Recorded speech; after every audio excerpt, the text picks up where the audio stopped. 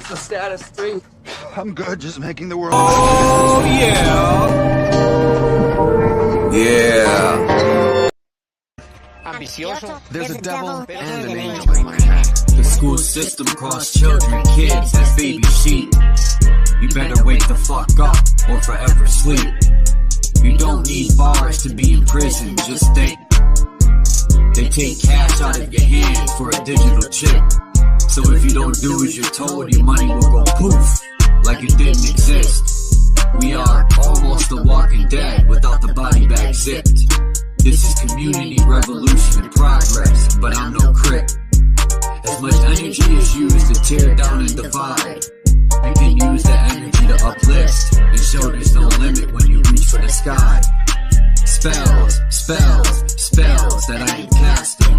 Words I speak are a gift of wisdom unwrapping. A work of art, I am a master craftsman.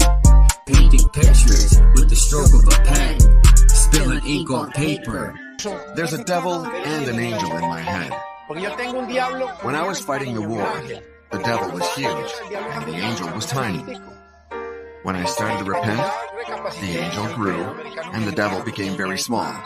Small, but he's a stubborn bastard. With thoughts from within, some say it's the end, something new will begin. Look into the gates of the soul.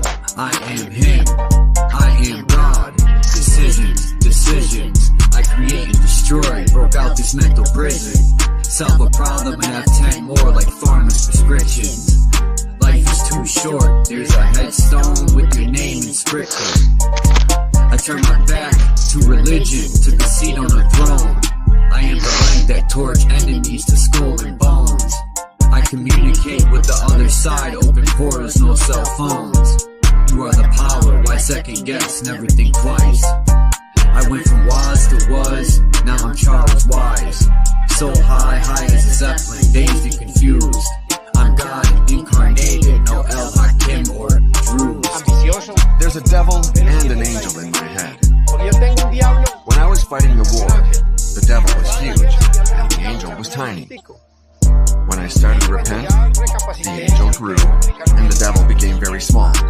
Small, but he's a stubborn bastard. He gives me bad advice, but my little angel says to me, no, don't listen to that bastard. Anything can happen, like someone upsetting me, for example, and I think about crushing this son of a bitch. The devil says to me, do it. But my little angel says, remember, you're out on bail, there are cameras. Freedom is wonderful, so be careful. I struggle because there's good and evil in everyone. God gave us free will to choose good or evil.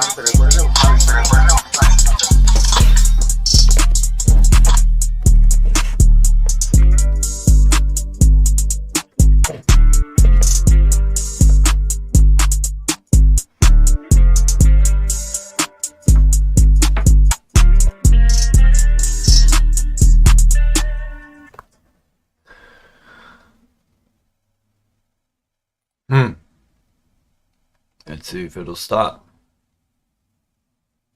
Good.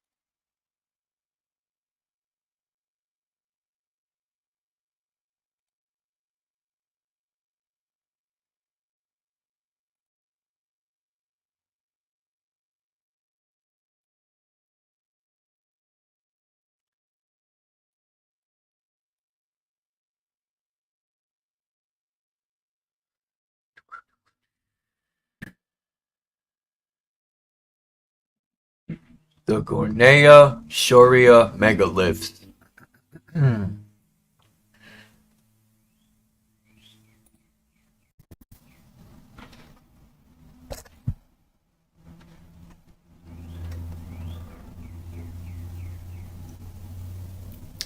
Meaning mountain Shoria megaliths are rock formations found within the mountain Shoria, Russia. Southern part of Kemerovo Oblast, Siberia.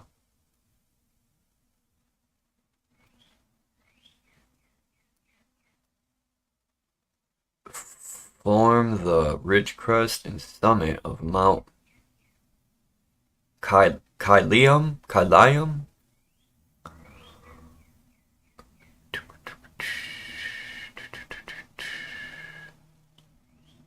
I mean, these type of formations or stones, it's a whole nother ball game here.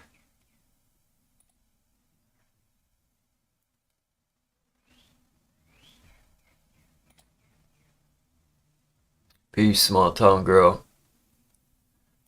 These megaliths, man, whatever they want to call them. I don't care if you had 280 men. You ain't moving them.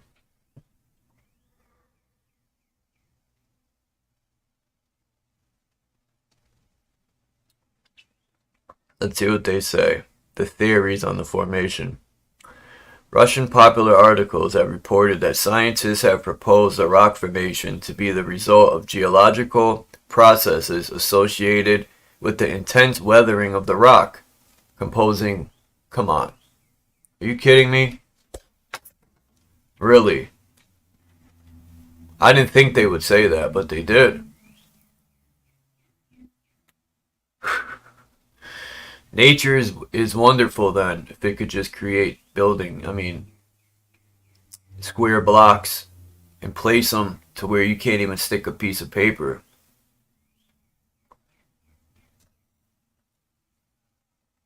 And this is what they teach in schools.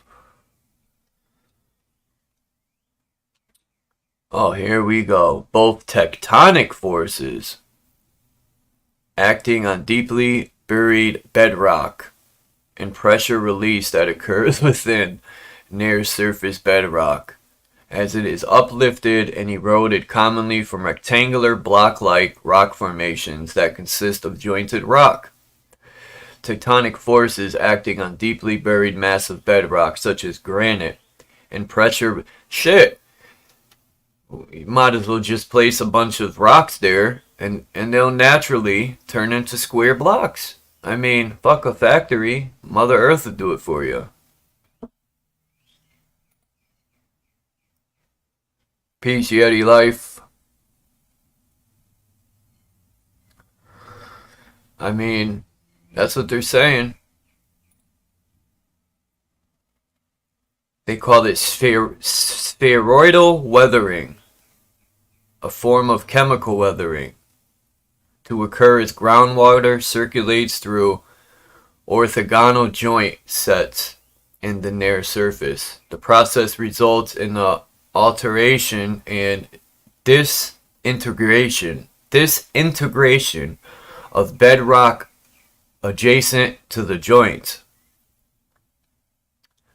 The preferential removal of weathered bedrock by erosion often creates bedrock blocks, which are called core stones.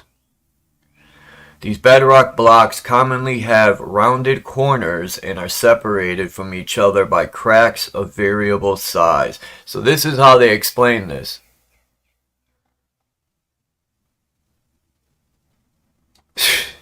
I'm disappointed. I'm disappointed, but not surprised at all.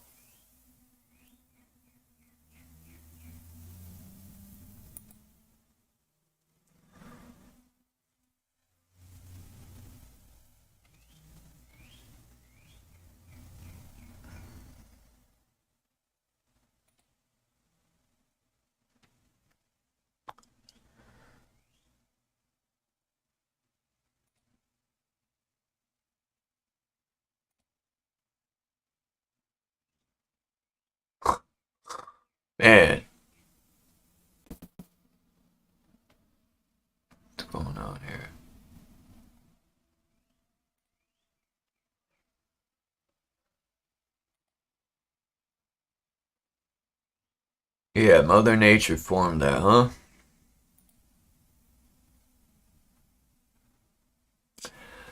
Well, Divergent did a good video yesterday on it. I've seen these blocks and stones before, but I didn't know where they were or their name until I seen his video. And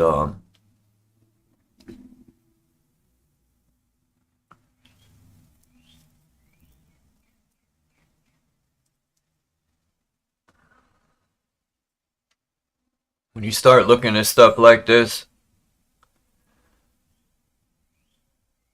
I mean, even the narratives from the way, you know, it says founded, and then yet they'll tell you they built it. I mean, but yeah, these stones. Hold on. Look at this guy standing here. I didn't even see that guy there.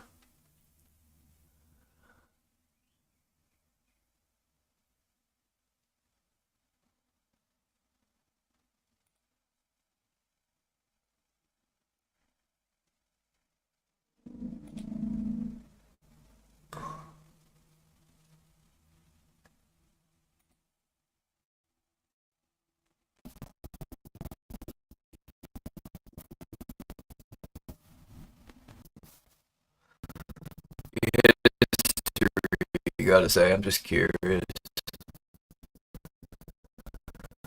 I could use a good look.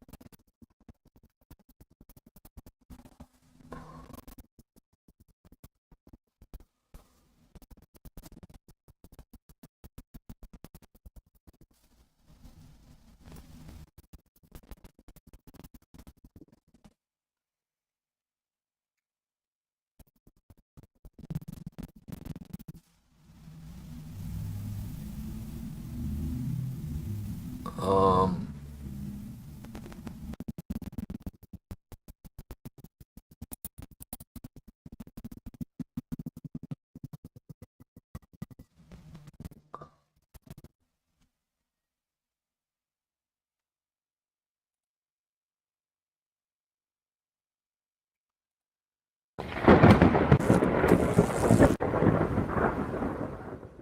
We recently shared some compelling evidence suggesting that a number of megalithic sites dotted all around the world are far older than the civilizations claimed as the builders. It seems that as modern academia has gained a stranglehold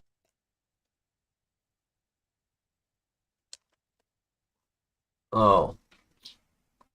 The hell? on the education of mankind, it has willfully ignored, and in some cases suppressed, the truth regarding many unexplained ancient ruins found all over Earth. The pregnant woman of Baalbek, for example, a megalithic stone many attribute as the largest ever man-moved stone, and although many stones slightly lighter can be found effortlessly placed within ancient structures everywhere. Academia stresses that it couldn't be moved any further. The same can be seen with Yangshan Quarry in China, home to the largest known cut megalith in the world. Again, academia suggests that this stone was abandoned due to its size, completely ignoring the enigmatic notches, indicating that the entire shape of these enormous rocks had actually been carved prior to their attempted liberation from the bedrock. They insisted that it was abandoned suddenly, not due to unknown circumstances, but due to them not able to move them. And although the ancient Egyptians, and better known seagoing Romans themselves, claimed ownership to many of these perplexing structures, and clearly displaying a severe level of erosion, there are some sites coming to light which have seemingly been left to the eons, never again being claimed as another's work. Deep within the southern wildernesses of Siberia lies the mountain of Shoria. Rarely visited by humans, and even less frequently studied, this remote mountain, however, was a few years ago discovered to be the home of something astonishing. Now known as the Gornaya Shoria megaliths, their truly astonishing enormity has made it hard for certain fields of study to even give this place a second glance. And although some of the structure now revealed to the world through photographs clearly shows that these remarkable stone walls have indeed an artificial origin, the few funded individuals who have looked at the site have still somehow had the audacity to claim that it is nothing more than a geological formation. Made with stone bricks many times larger than the stone of the pregnant woman, and with them reaching high up into the heavens far above the tree lines. One has to wonder who could have built this Cyclopean wall. When did they build it? How did they build it? Where did such enormous stones come from? With such enormous structural blocks, it is no surprise that this mind-boggling structure has survived the tests of there's time. an entrance. A remarkable location, one which needs serious archaeological explorations. Alright, I heard enough from him.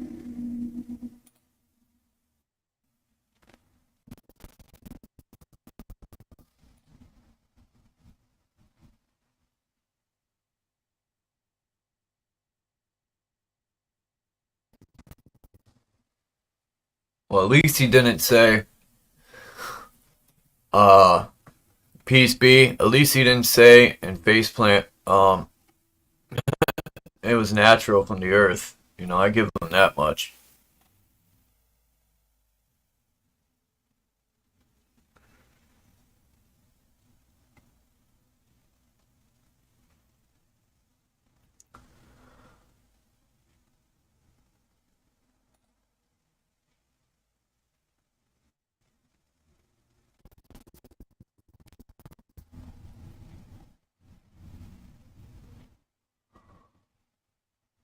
Now they're pre-flood megastructures.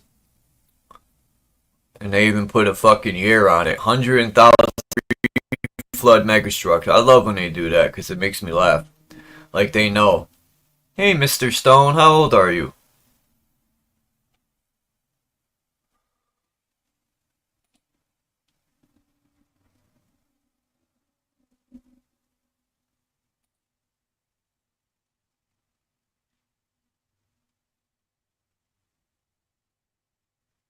Yeah, I was wondering what this was.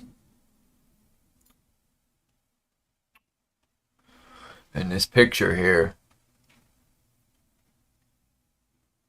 Why do I gotta do this? I can't just look at the website.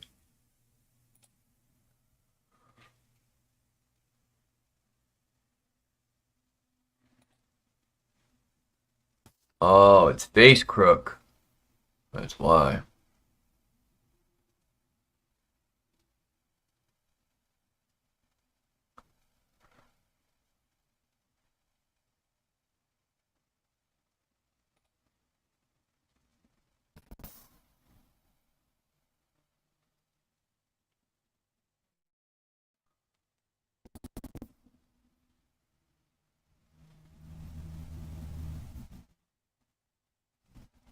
This is the picture I used for the cover of the live stream.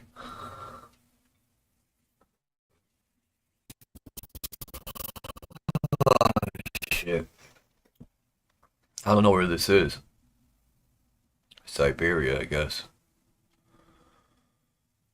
High in the reaches of southern Siberia's Gornaya Shoria, Russian archaeologists are reporting evidence of super megalithic construction in the form of what appear to be massive, hand-worked cyclopean blocks. Now, where do they get calling it a cyclopean block? Planed, leveled, and notched into dauntingly huge walls and structures. An excellent set of pictures is provided courtesy of John Jensen. Where's the pictures?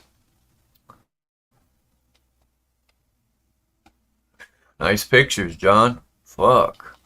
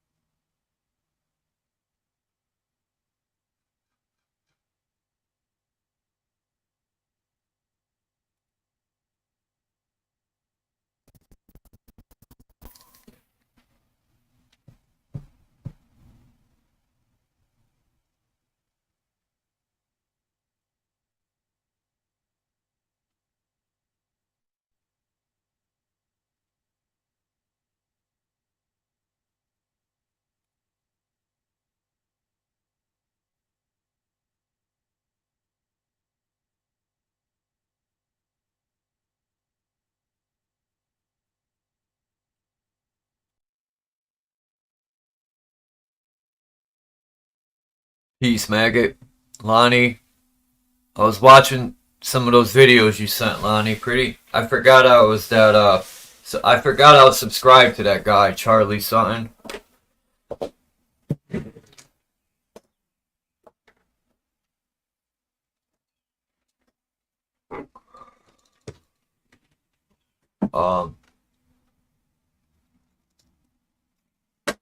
What do people want to look up? Anything while I'm here? I want to look up, see if there's any other megalithic stones.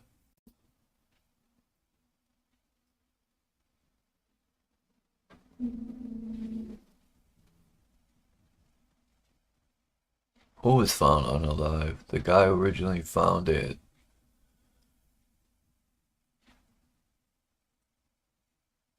You talking about the guy who found the megalithic stones is unalive? And I'll add in a rhyme. I'm not surprised.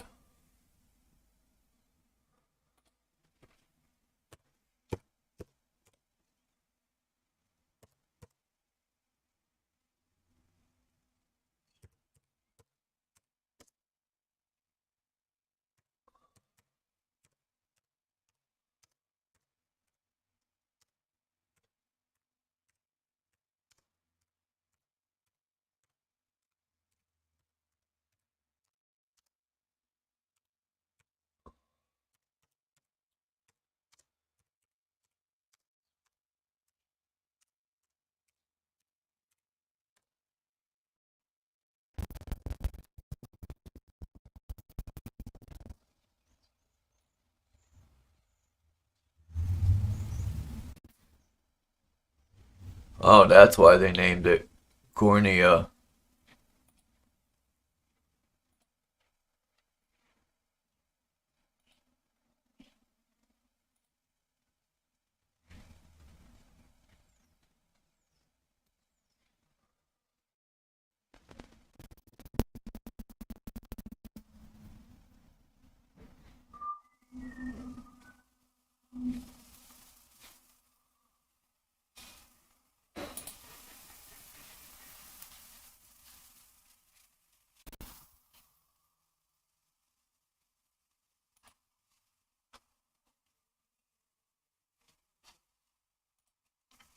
Looking at these big boulders.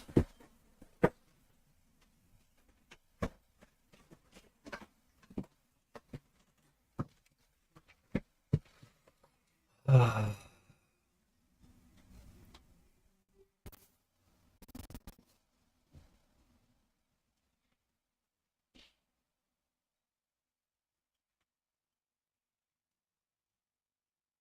at these boulders, are everywhere. They almost look like fruits.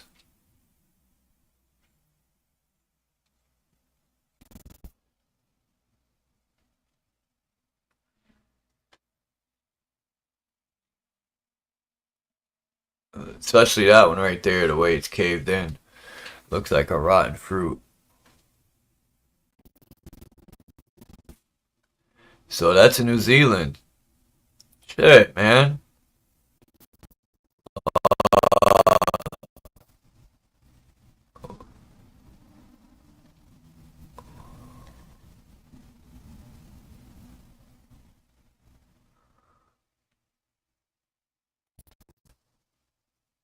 I gotta talk to Dean.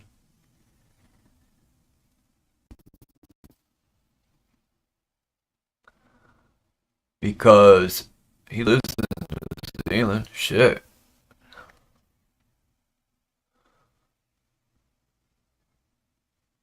Moraki is now most famous for its boulders.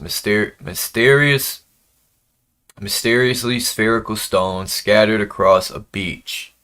Each boulder weighs several tons. They spelled tons wrong.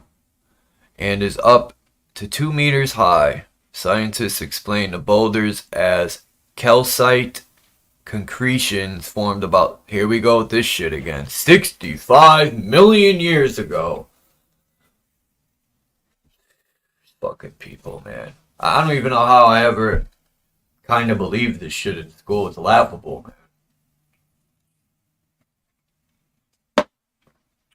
a fucking joke. According to Maori legend, the boulders are gourds washed ashore from the great voyaging canoe when it was wrecked upon landfall in New Zealand hundreds of years ago. I thought it was 65 million years ago.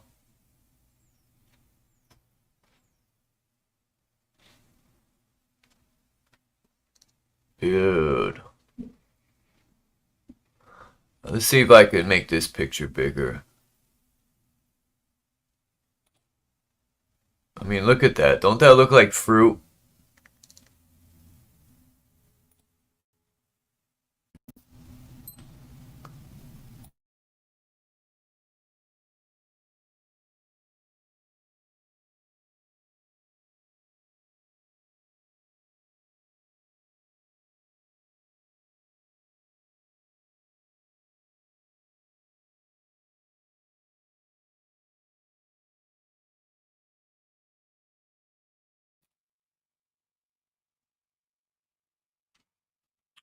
That looks like fruit to me. I'm convinced that they could either be seeds, but I think they're like giant fruits of some sort. Especially the way this is layered.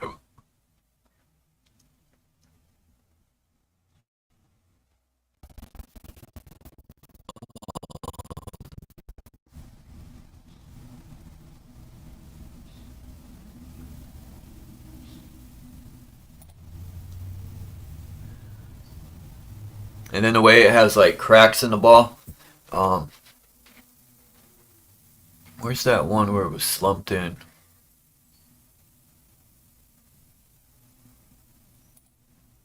Oh shit.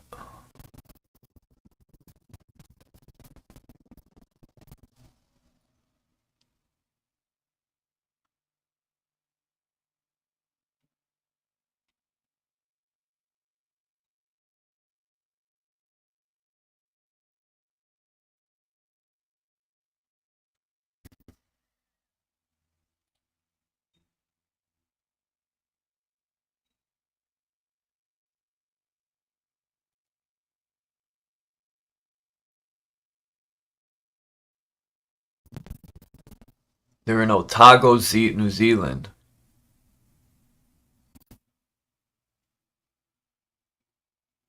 The boulders are actually concretions that have been exposed through shoreline erosion from coastal cliffs. Come on.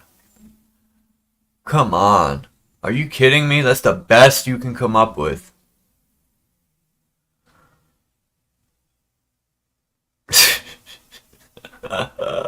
Even today, there are still boulders remaining in the mudstone that will eventually fall onto the beach as they come loose due to erosion. The boulders are one of the most fascinating and popular attractions on the South Island.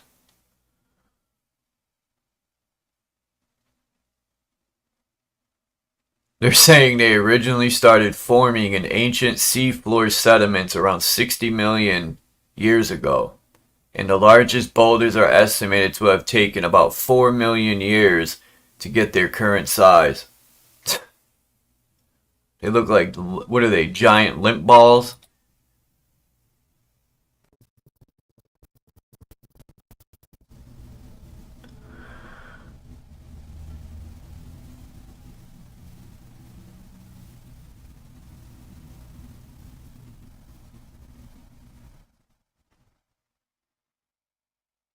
Recreational, oh, Peace Ramp. 6079, Peace Smith W.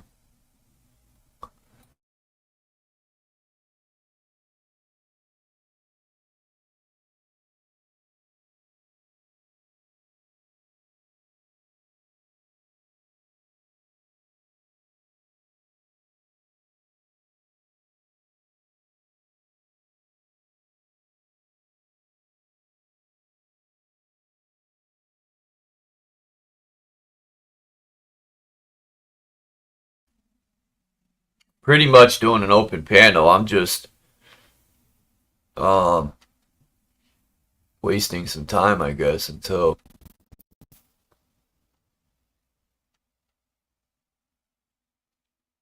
getting a couple laughs.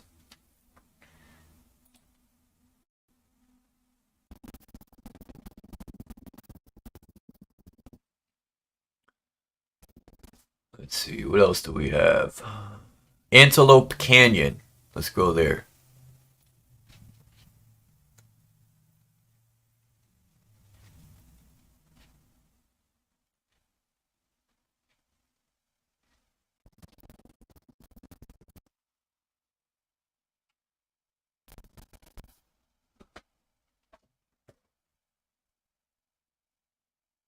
So Antelope Canyon's in Arizona. Navajo Nation.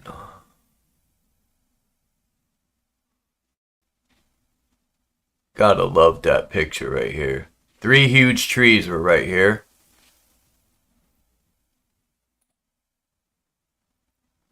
Peace. Oh, I already said peace to be.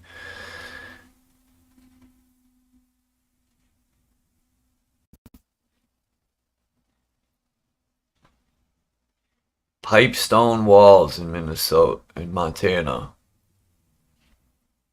Peace, mindful exposures. Let's see.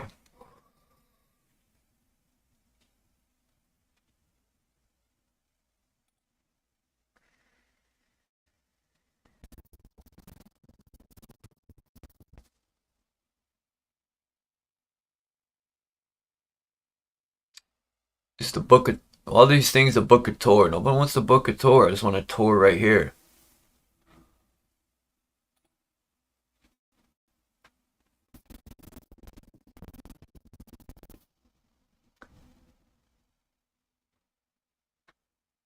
Navajo Upper Antelope Canyon is a slot canyon. What the hell is a slot canyon? A slot canyon is a long, narrow channel or drainage way with sheer rock walls that are typically eroded into either sandstone or other sedimentary rock.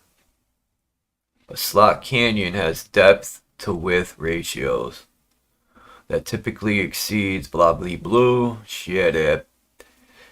Alright, Navajo Upper Antelope Canyon is a slot canyon in American Southwest on Navajo land east of Lechi, Arizona. It includes 6 separate scenic slot canyon sections on the Navajo Reservation, referred to as Upper Antelope Canyon or the Crack, Rattlesnake Canyon, Owl Canyon, Mountain Sheep Canyon, Canyon X, and Lower Antelope Canyon, or the Corkscrew. It is the primary attraction of Lake Powell Navajo Tribal Park, along with their hiking trail.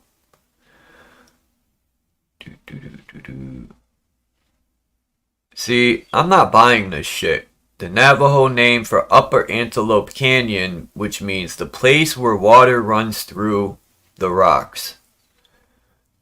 I'm not buying that shit. It sounds like somebody named that to go along with their fucking bullshit story they created to cover up whatever was really there. When in life has anyone seen water wear away rocks like that? Never. Prove that shit to me.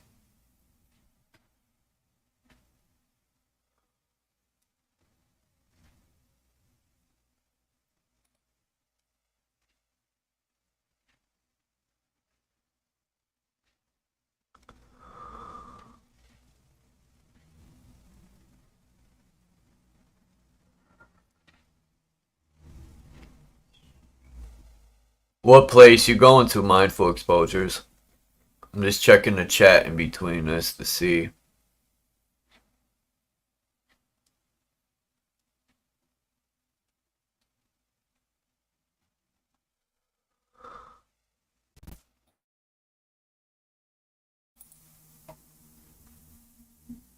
A lot of this stuff they say is laughable. Here we go with the erosion shit again. Antelope Canyon was formed by the erosion of sandstone due to flash flooding and other sub-aerial processes.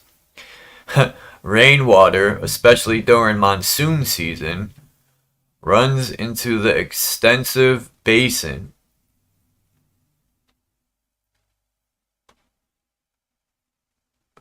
I'm not buying it.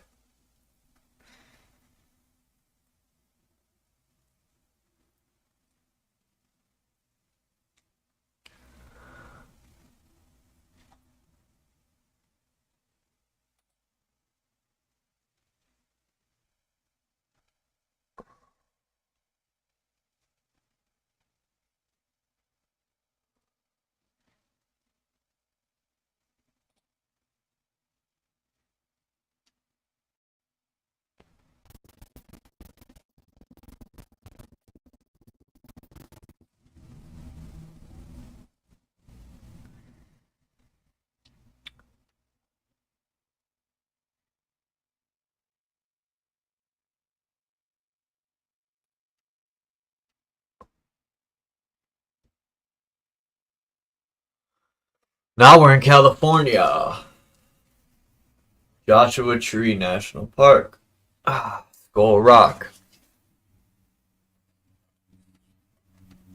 What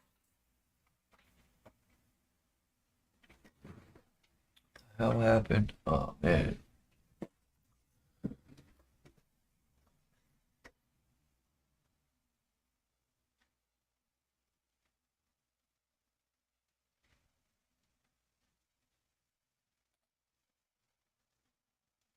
I never even knew about Skull Rock, tell you the truth. These websites suck.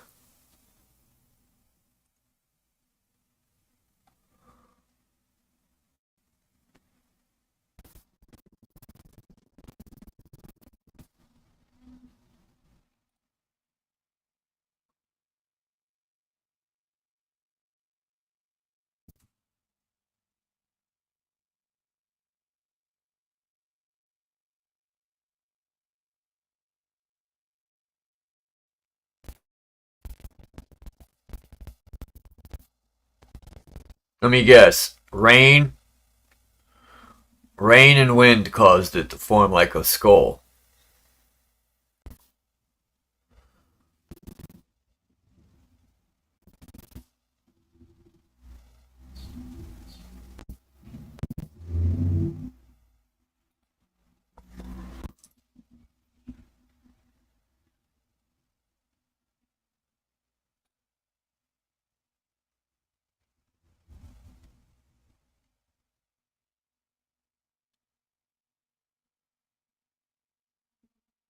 Wow.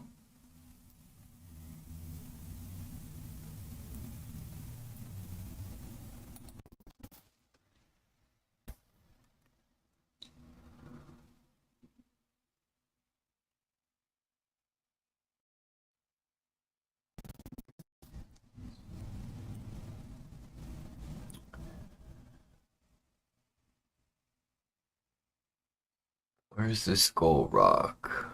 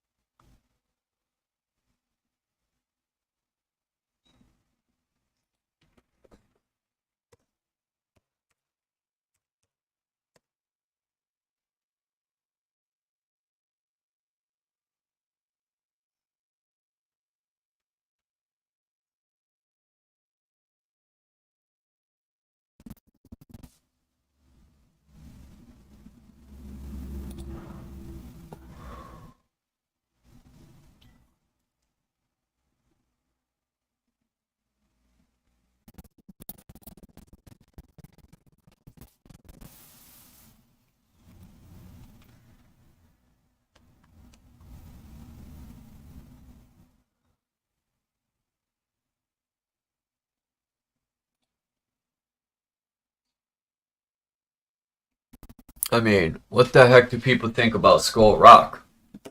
He kind of looks like a skull, but a little... I wonder, it's kind of like an oblongated skull.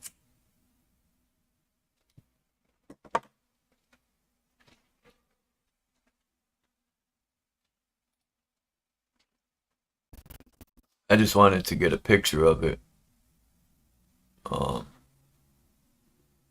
I mean, tell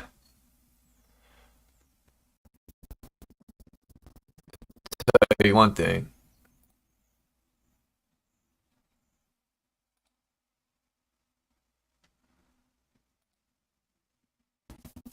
Not as exciting as it sounded.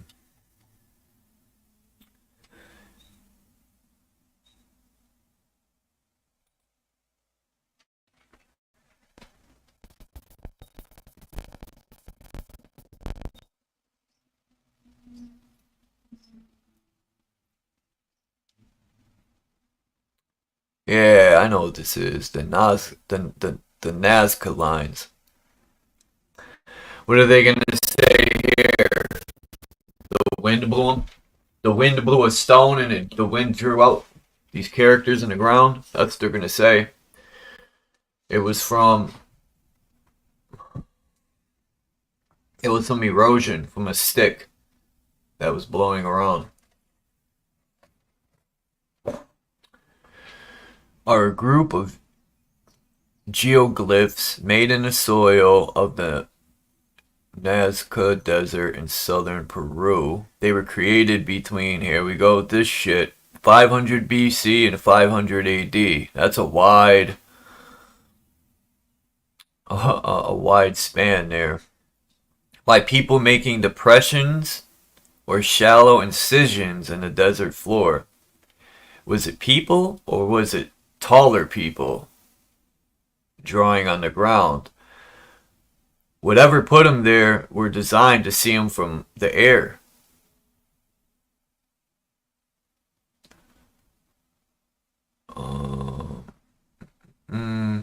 Removing pebbles and leaving different colored dirt exposed. There were two major phases of the Nazca lines. Paracas phase. The Nazca phase.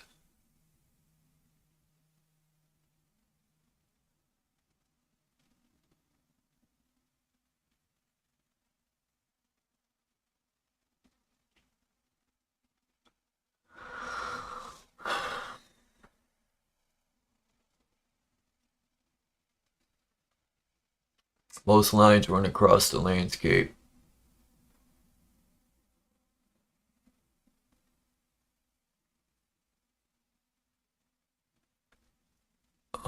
But there are also figurative designs of animals and plants. The combined length of all the lines is more than 800 miles.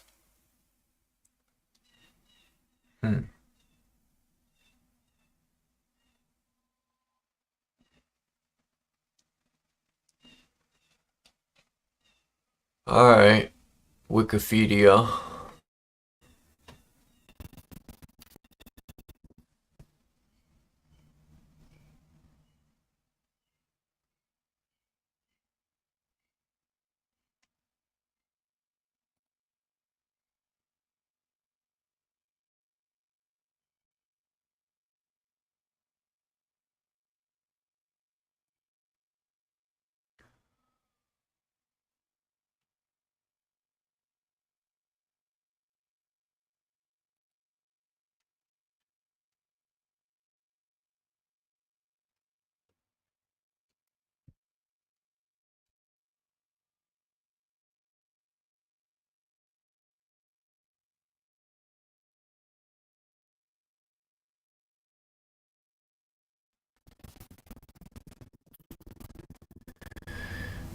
Spidey!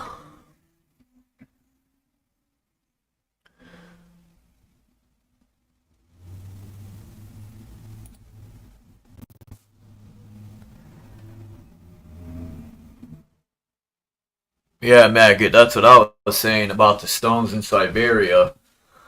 because they were saying that the stones were made from something like the rocks pushing up and just a bunch of nonsense. It sounds like a fifth grader's imagination.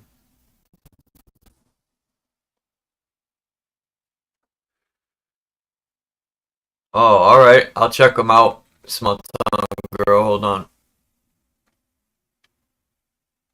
We'll try Sylvan Lake.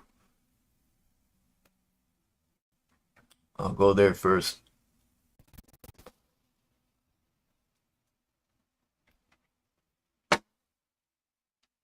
Alright, Sylvan Lake.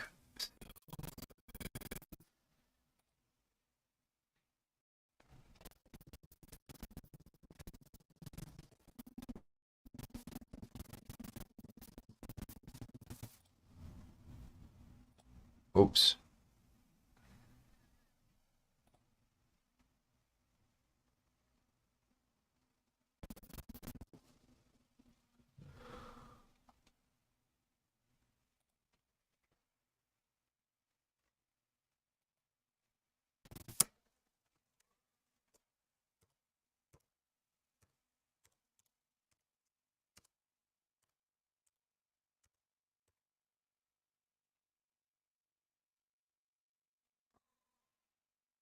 What the hell's going on here?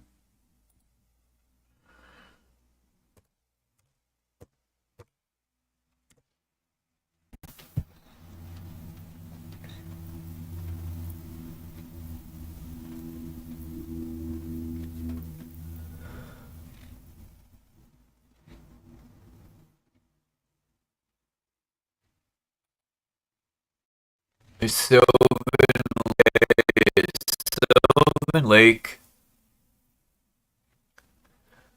in Colorado, or is it South Dakota? There's one. Maybe it's in South Dakota, but it's called Colorado Park. Sylvan Lake is a lake located in Custer State Park in the Black Hills of South Dakota. Okay. It was created in 1891 when Theodore Redder built a dam across Sunday Gulch Creek. The lake area offers picnic. Okay.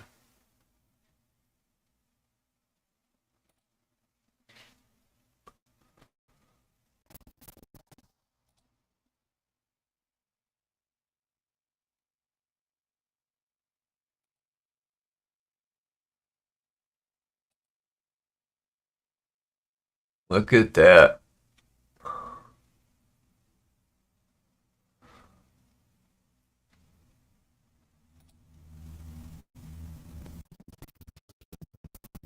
I look at these rock formations differently now. I don't look at them as just some natural stuff that forms out of nowhere.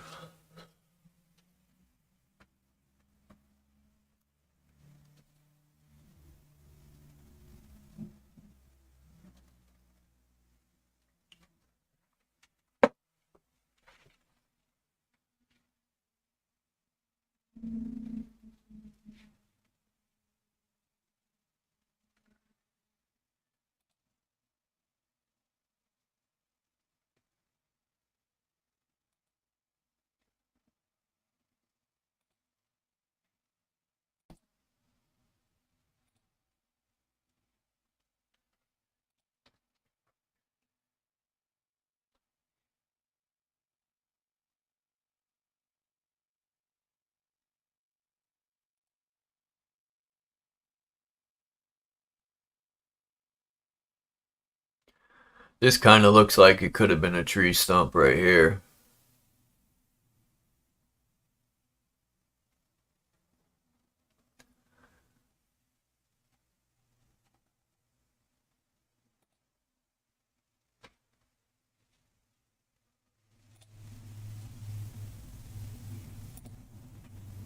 Oh, wow. Whoa. What did this used to be?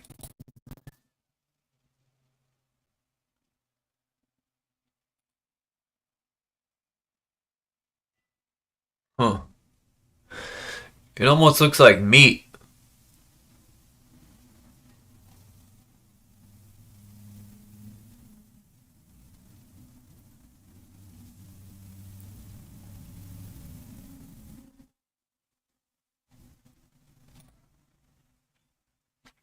Like it was layers of some beef.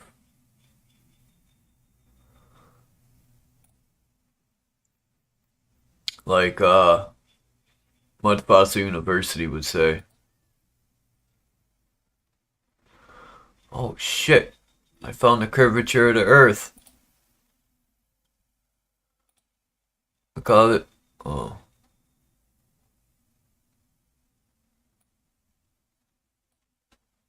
Damn it. Look how the rock is curving over here from the fisheye lens.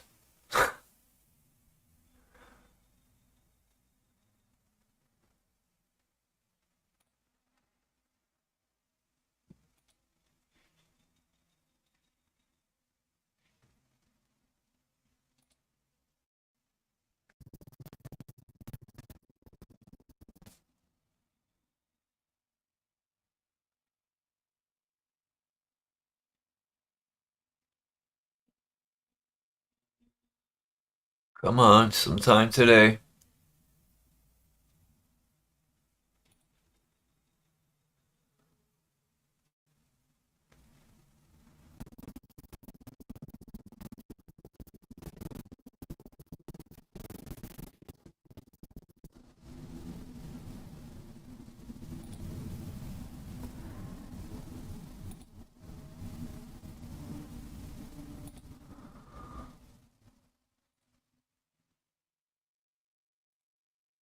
Oh, where's this? Oh, this is the dam. Okay. This kind of reminds me of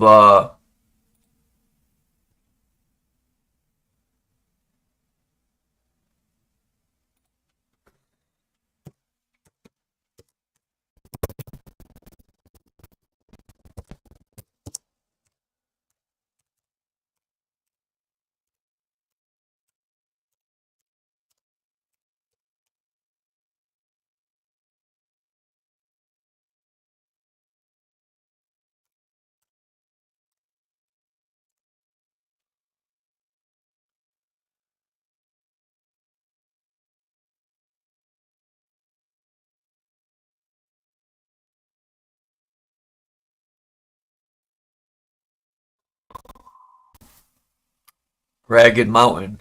It reminds me of.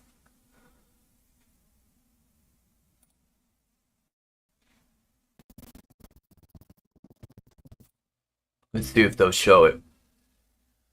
This is where I'd be hiking at, up in here. Oh, well, that sucks. That's all they got for pictures. That's weak. Um,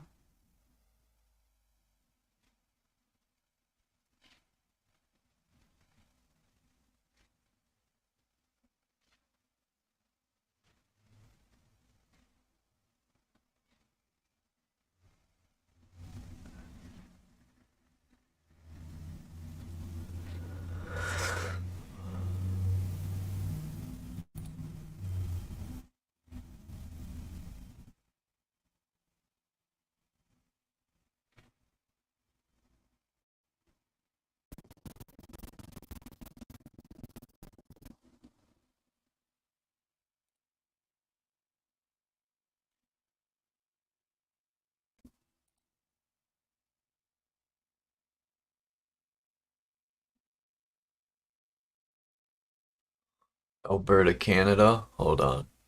Badland Guardians.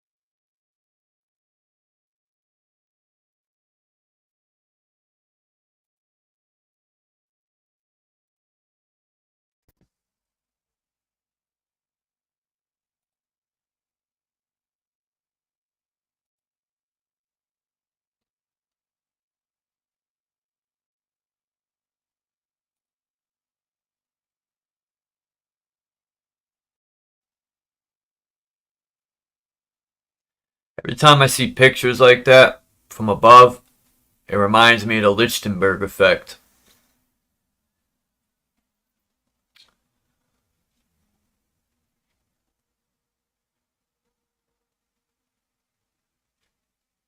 Medicine Hat in the southeast corner of Alberta, Canada.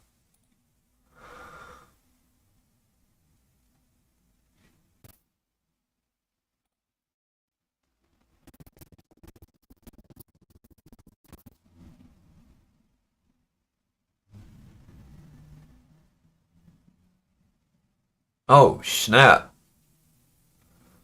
If that ain't a face, I don't know what is.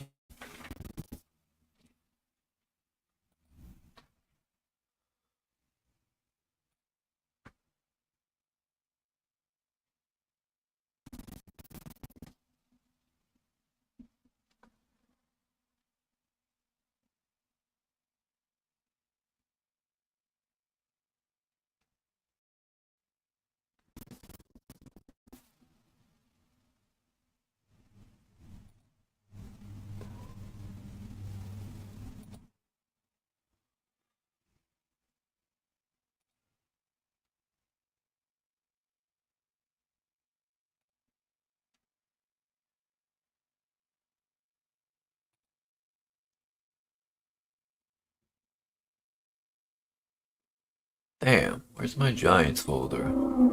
Here we are.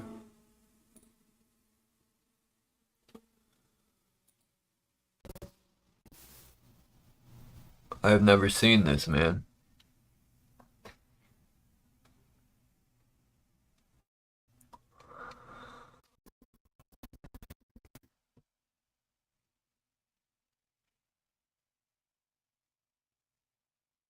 Let me guess, this was magically formed by, oh, I knew it.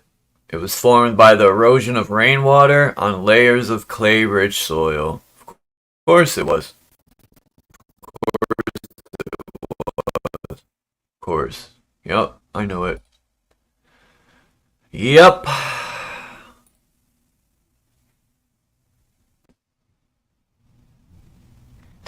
I think they are, either they could have been drawn by, you know, giant, because there are giant native tribe, like giants. Um, Whether people want to, you know, take it in or not. No, I'm not saying that's an actual giant laying there. Even that's a possibility, but shit, that's a stronger possibility than Jesus returning.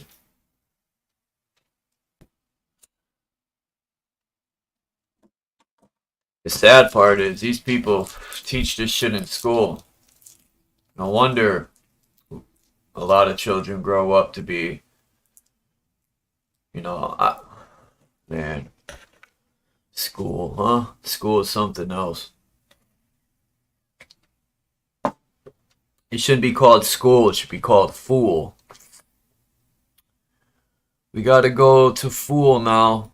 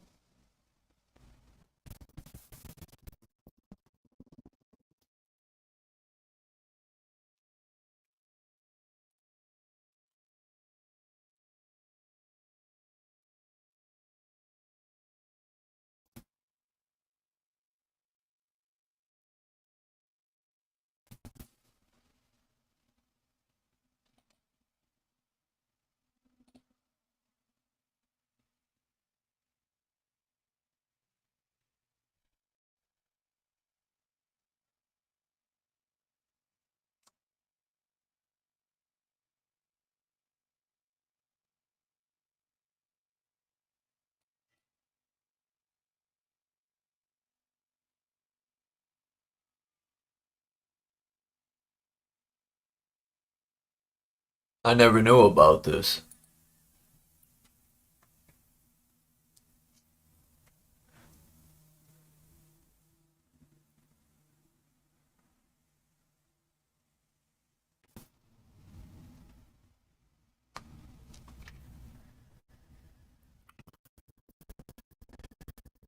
Viewed from the air, the feature is said to resemble a human head wearing a full indigenous type of headdress, facing directly westward.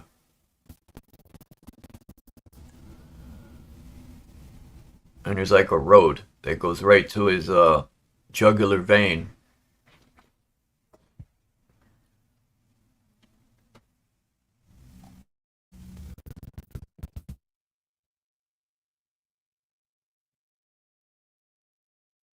The head is a drainage feature created through erosion.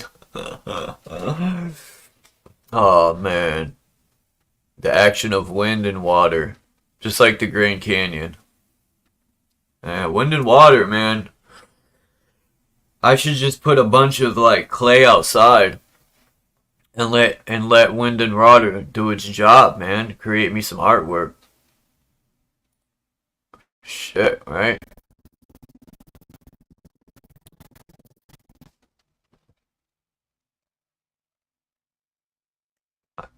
It would be funny to see a younger child challenge that in school, you know. I would be a smartass and tell the teacher, well, let's put some red clay outside and let the wind and water do its job. Peace, Smart Basket. Oh man.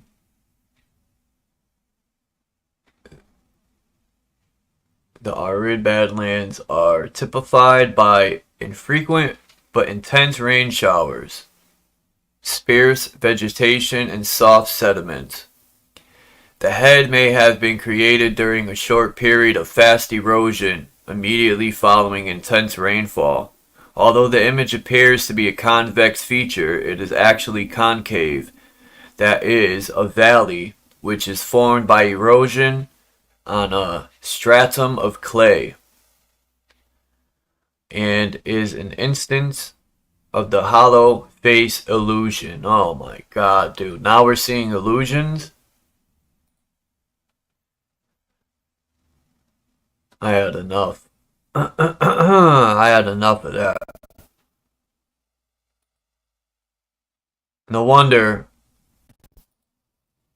education makes people dumb. This reading that, my brain almost fell out of my eye.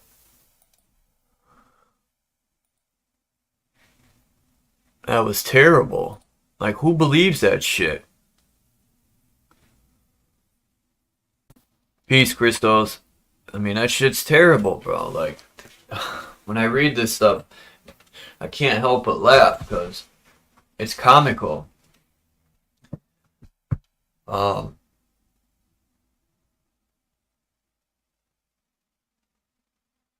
Man, this is what they're teaching in schools. It's sad.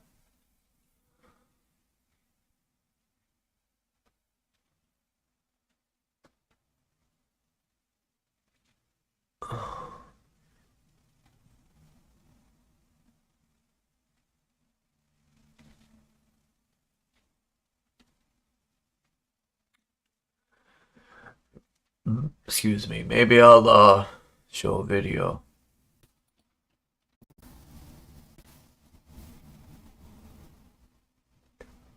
I didn't plan on entertaining, but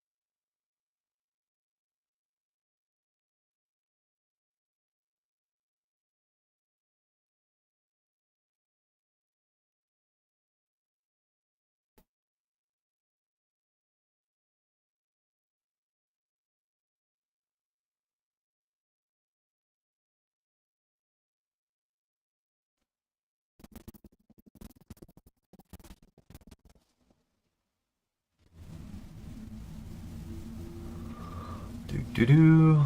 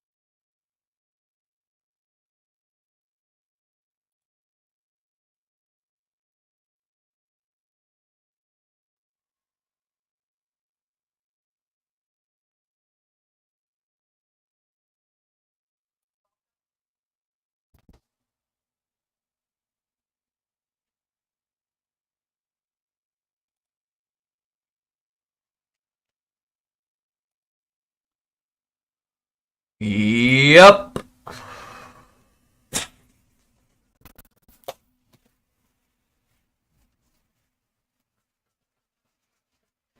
Just read it in the chat.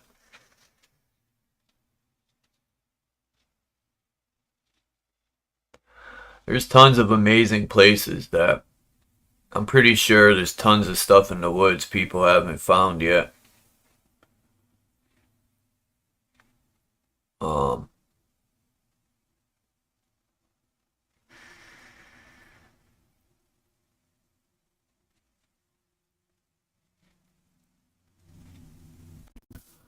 I guess I'll play a lackluster video. I mean,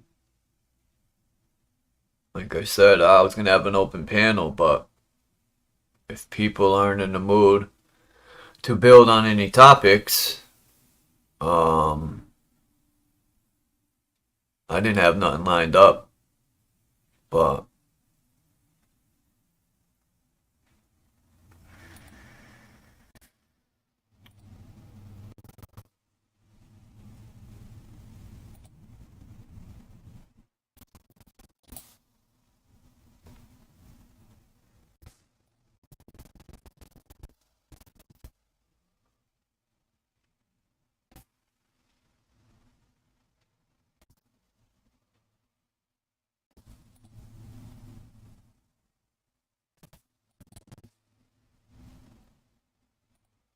Someone puts you off.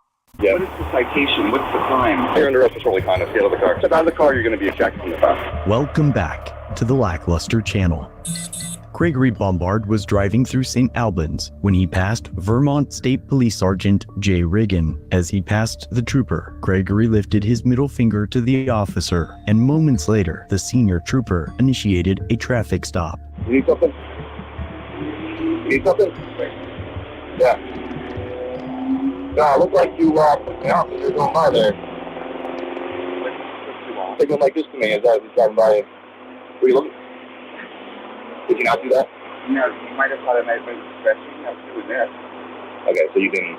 No. Okay, you didn't intentionally do that then? I thought I put you off. Yeah, it looked like you looked right at me and it looked like you stuck your middle finger up in my face. No, I was doing this. Yeah.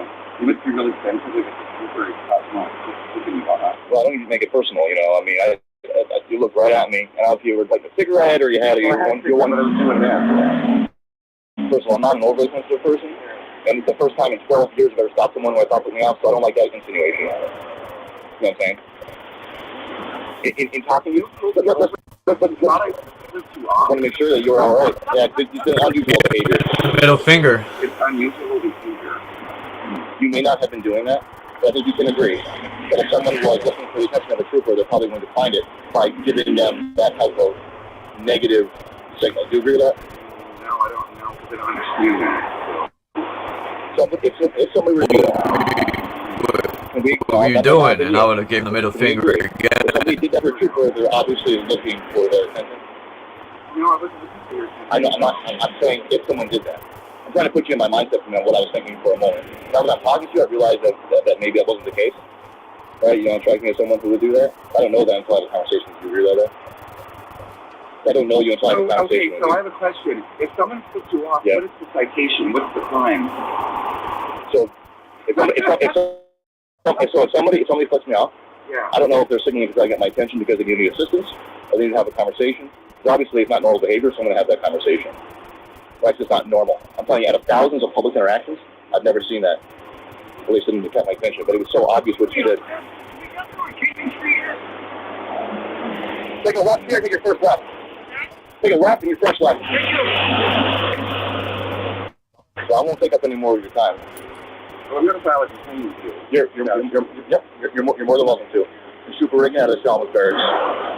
But I don't understand why, you thought it took you off. I was going by there, and your middle finger was extended while you were looking at me. Maybe I was doing this. I was doing this. Well, I also see you had a cigarette in your hand. Yeah. So it's possible that you had one hand up while you're cigarette. That would be considered freedom of expression. So actually, you're more than welcome to. Yeah. So here's the issue. Yeah. Is that although maybe from expression it is so unusual, it requires intervention to make sure that you don't need help at the time. It's like to signal my intention or something. Okay. So it may be an inspection, but it crosses the line, whereas it is so unusual that it requires intervention. And I'm not going to delay any more than I need to. Listen, sir, once I realize that you're going to put me off, you're free to go. You understand? You don't realize I flipped you off. Once I realize What if I did flip you off? Then we have a conversation once it doesn't have to go through. It's other things to do than to be. So if I did flip you off, what would you do for Greg denied making a gesture at Trooper Riggin and was released from the unlawful traffic stop. However, as the trooper returned to his cruiser and the two pulled back into traffic, Greg once again raised his middle finger and cursed from inside his vehicle. So if I get pulled away, he called me an asshole and said, "Fuck you." With the bird.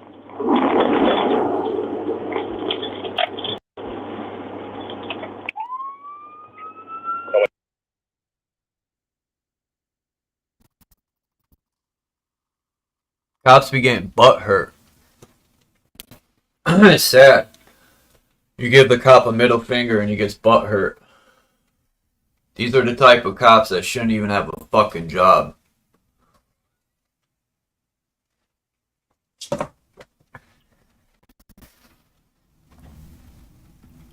It makes me want to go outside and give a middle finger to a cop. 2 of them. If I could do it on my toes, I would do that too. But unfortunately, that's not possible. Fuck these fucking tyrants. I'm going to arrest him for the conduct. Or multiple people around there. 240 Song, send me another unit to Brainerd Street in the city.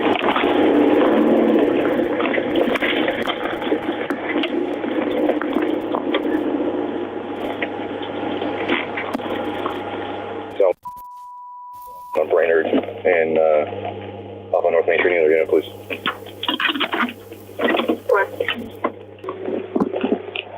Okay, so now you're under arrest for disorderly conduct. Get out of the car.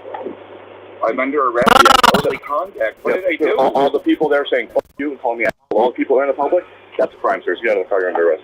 How am I under arrest for disorderly conduct? I'm not going to make this. Please get out of the car. You are under.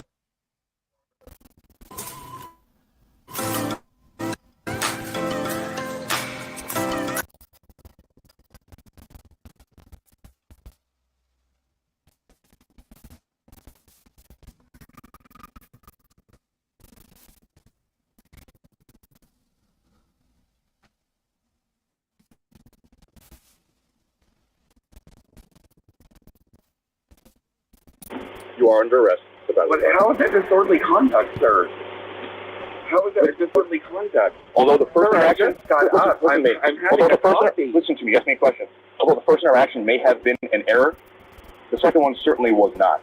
And while your window went down, with your middle finger said, you said, oh, yelled it, and then said, "Fuck you," as you drove away. Yeah. And all that public there heard it and stopped. So that is disorderly conduct 101. Step out of the car. 101. Now he's the school teacher. Step out of the car. Or you don't step out of the car, you're going to be ejected from the car. How am I just Step out of the car. can I meet you at the No, you cannot. And his gun. Oh Can boy. I call you Do not. We'll be at the barracks when we get there. Step out of the car, you're under arrest. I'll tase you. Step out of the car, I'm going to make you. But sir, can you explain to me how that It's disorderly conduct. It is tumultuous behavior of all the motor vehicle traffic there. Yeah. You cannot do that. It's tumultuous. I don't It's understand profane that. behavior in public. I don't That's disorderly understand conduct. that. Step out of the car. I'll lock the door. Step out of the car. Oh my God, I can't believe this. Step out of the car. You're serious, sir. Walk back here. Oh my God. It wasn't a problem until it became a problem. You understand? Put my hands on the hood. Oh my God. Hands on the hood. Come on. And put your hand on your back. Oh my God, sir. You're kidding. Other hand. I'll take care of it. What a waste of I resources. cannot believe this. The first one may have been there, and the second one certainly was How not. is that disorderly conduct? I'm not being disorderly. How is it causing disorderly? Now, we can maybe agree to disagree, but yelling asshole and saying fuck. This is it, folks. We're living in fucking China, man.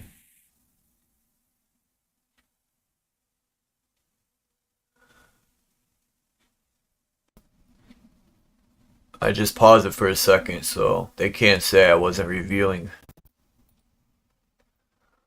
I like Lester. He does a good job anyway. You with your hand out of the window in front of probably were dozens of people, if not over 100 people, in very busy Main Street traffic. And that's disorderly conduct 101. That first thing may have been an error, but after that, it certainly wasn't. But now I'm wondering. But now I'm wondering. I would have gave him the middle finger right now. As I thought you originally did. I would have told him, Because fuck you. Somebody who then would have the audacity. And you may let me speak now. Someone has the audacity to do that. Someone has the audacity. I've made thousands and thousands of car stops, and I don't remember any time I've ever seen someone consciously put in the bird side. Now I'm convinced that you did. Especially that behavior, you have to get into the stop. Okay, so you are under arrest. That's the end of the story. I don't know what to do here, so what we're going to do is just be compliant. I am, but I'm not going to answer my questions, I guess. I'm worried about my car. I'm not intending to do that. I'm not intending to answer your questions. I'm worried about my car, sir. Just what you're saying there. You're kidding me. I cannot believe this. Sir, will you please? Can I please go? No. Don't cop, please, now, buddy. That shit sailed. Oh my God. Oh my God. I'm all set now. Greg was arrested and charged with disorderly conduct. He was jailed for over an hour and released on a citation to appear in criminal court. His vehicle was also towed during the incident. So what happens to my car? Well, there's no parking inside the street, so it's going to get towed. While Chomos get away. Towed. I'll give you a record of your preference. Come back over here, eh? Can I get my personal bag? I can grab it for you, but you can't get it. You understand you've been arrested, right? So you don't just get to drag around your car now, right? I mean, you can't take around you've been arrested here in custody, so all right. Hey, whatever. Afterwards, Trooper Riggin distributed information regarding the unlawful arrest, providing Greg's mugshot and other details about the incident to media outlets. Sorry. I think we can agree your behavior is ridiculous. 9 out of 100 people who I thought that did that in the original stop, if it was an honest mistake, they'd be like, I don't know what you're talking about, I apologize for any error, and they would drive on. They wouldn't do what you did, which makes me think that you did do it now. That summer, the court denied Greg's motion to dismiss the case, and then, in an apparent effort to show just how ridiculous and immune government officials are, in November of that same year, the Franklin County State's Attorney filed a second charge of disorderly conduct against him because of where he pulled over. The next month, almost a year after the incident, a sensible judge finally dismissed count 2, and the state's attorney dismissed the original charge a month after that. Greg is now being represented by Fire and the ACLU, and recently filed a lawsuit against Sergeant Riggin, the VSP, and the state of Vermont. And it appears that Sergeant Riggin has yet to face any disciplinary actions for this incident, and instead, the taxpayers will be severely punished for Trooper Riggin's shortcomings. But for now, the court of public opinion is in session. As members of the jury, voice your answers below. Should any trooper, let alone a supervisor, that doesn't understand that the middle finger and profanity is protected speech, still be allowed to work in law enforcement?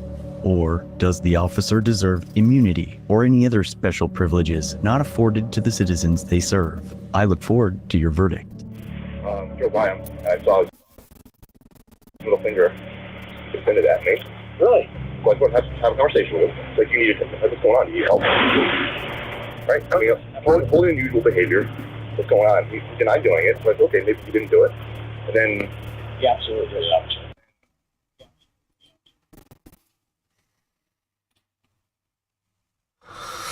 Huh. Man, you know, they let Chomos go for the most part, and then arrest the guy for using his middle finger. What a joke. Yeah, he was asking for trouble when he stuck his middle finger up, but a cop shouldn't be butthurt over something so small. If a cop's butthurt over that, you know, that's something to worry about. I should be able to stick the middle finger up at any cop. There's a cop on YouTube as a YouTube channel. I like the dude because he even says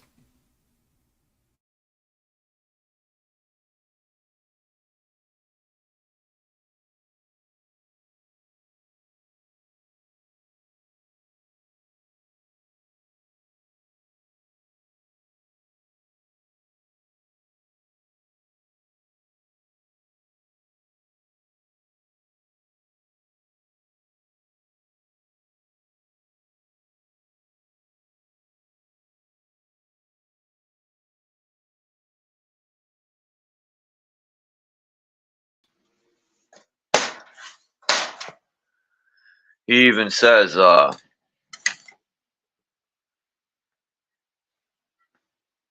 shouldn't be a cop, man. If you're getting butt hurt over somebody using their middle finger. What's good, Gabriel? Peace. Those pictures you posted are hilarious, bro. Oh, that one picture.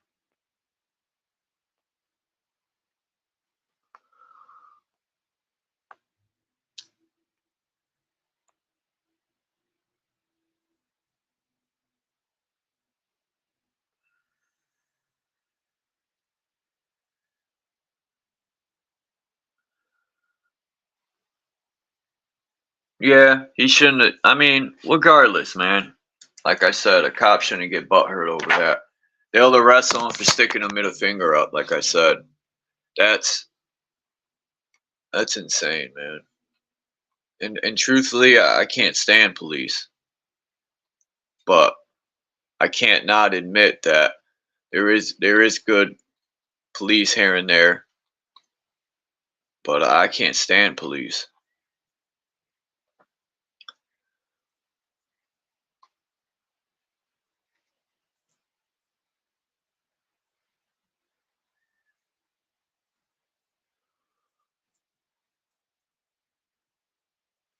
Police are not there to protect nobody.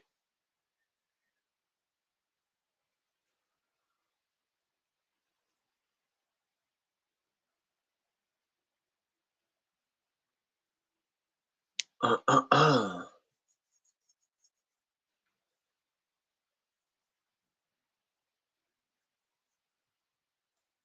should have played a better video than that one, but that was the newest one. Yeah, they should focus on real crimes. Like, I forgot the guy's name. Damn it. But it's this guy, he's got a channel, and he posted a video of these people. There's a lot of channels that poses 13-year-olds and stuff, and they catch these, you know, chomos and stuff. And there's a few videos out there where the police are gonna arrest the people who are what word I want to use, who are exposing them, and that's mind blowing to me.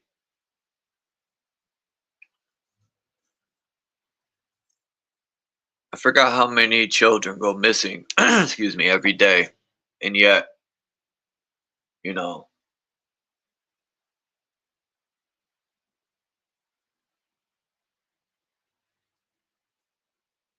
you could find a guy in the ground in a country named Saddam, but you can't find missing children. It's crazy.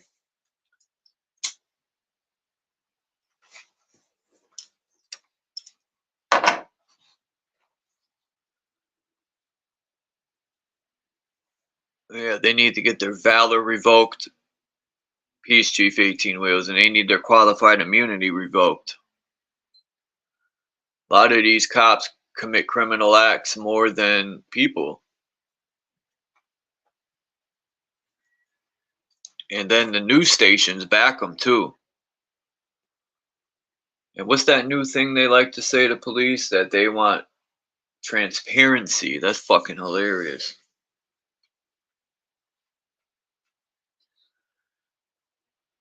You know, it's scary when you see police shoot people and they never even had a gun because they thought people had a gun.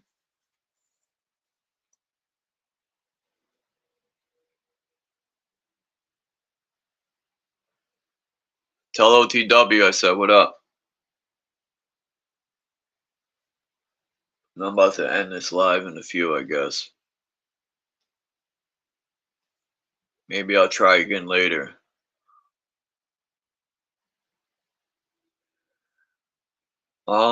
Yeah, I agree with that.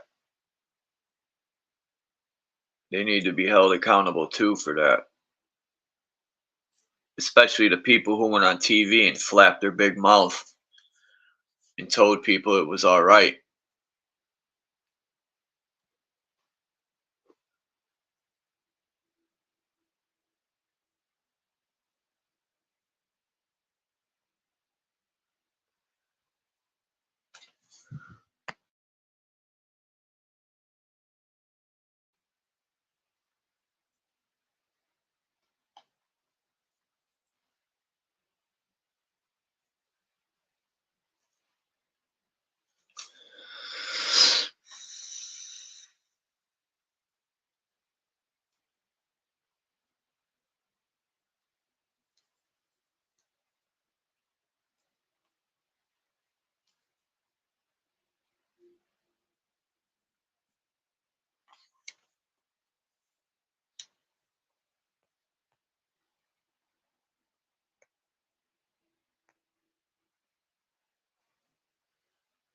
Man, the homeless rate is so high.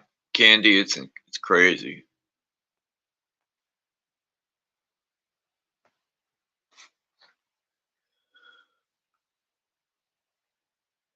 Yeah, I might shut it down in a minute.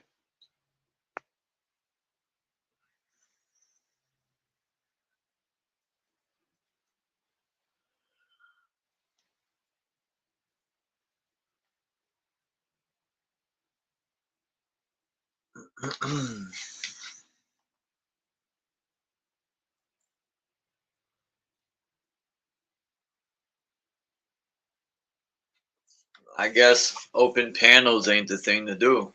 You know, I thought people like give them an opportunity to speak on whatever topic they want, but I haven't been too lucky with open panels.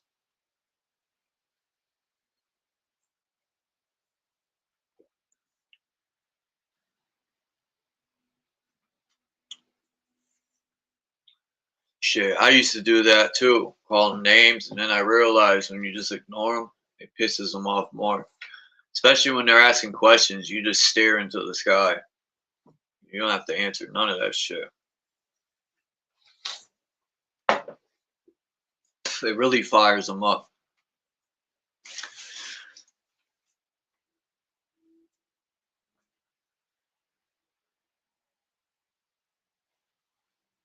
Fucking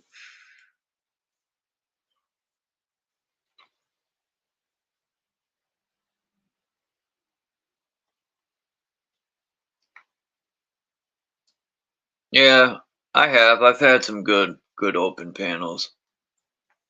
It varies, you know.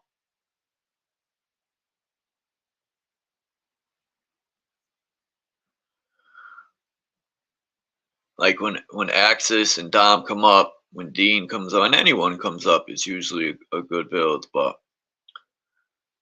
I want to get Axis up here one day. I know we had a live stream yesterday, I think, but I wasn't invited, so I didn't. I'm not just gonna pop up.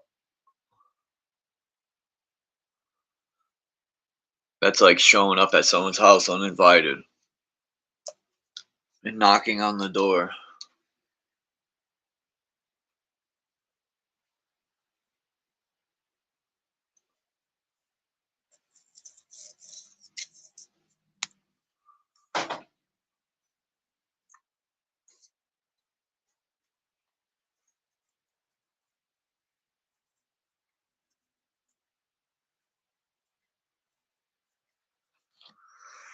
Ah, shit.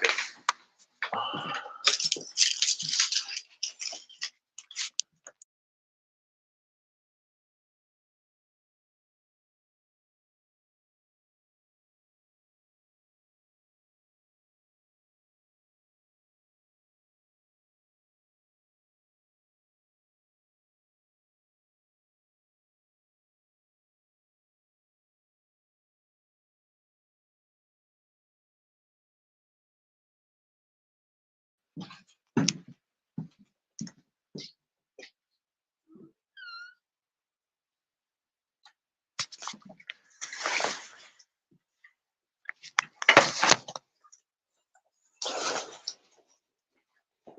I forget too. People are at different hours. You know, I do go live pretty early in the morning.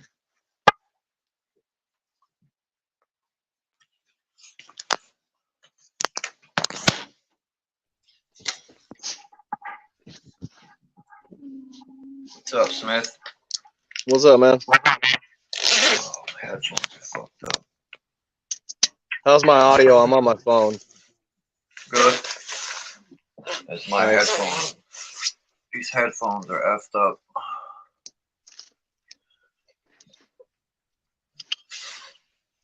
Yeah, I'm technologically impaired when it comes to. I used to be pretty big into the fucking. I don't do that shit no more.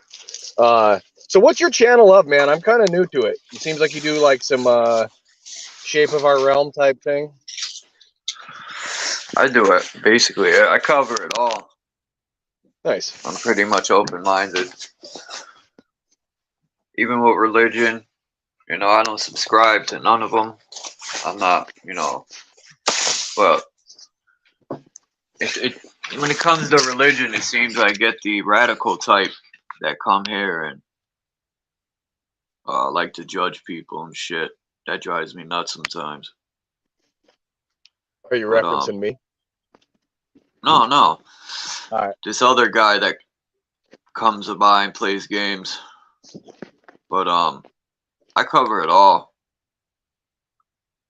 Are you familiar with me? Well, since you've been coming here. Nice. Yeah, see, I just don't see it because I go to a lot of these like truth type channels. And it's like every truth is important except for the ones that I've found, I guess, for some reason. I'm not sure why that is, though. Because with some of the different things, when people are debating the shape of the realm, it's a debate. It's a hypothesis. When I'm posting numbers, they're fact. They're not debatable. So I don't see how people can't see the signs for the season.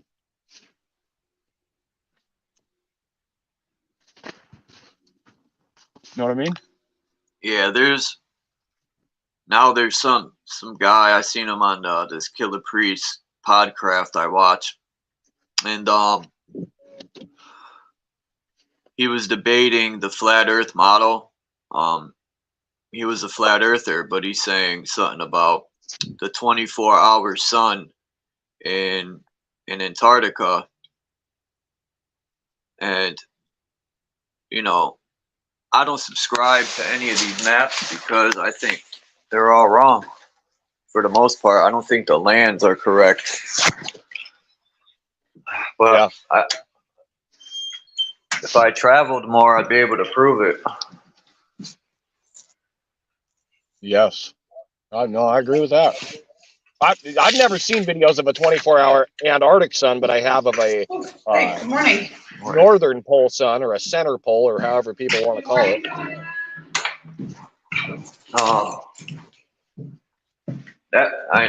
I question that too. How is it 24-hour sun? I mean, if you look at I forgot the map, what it's called.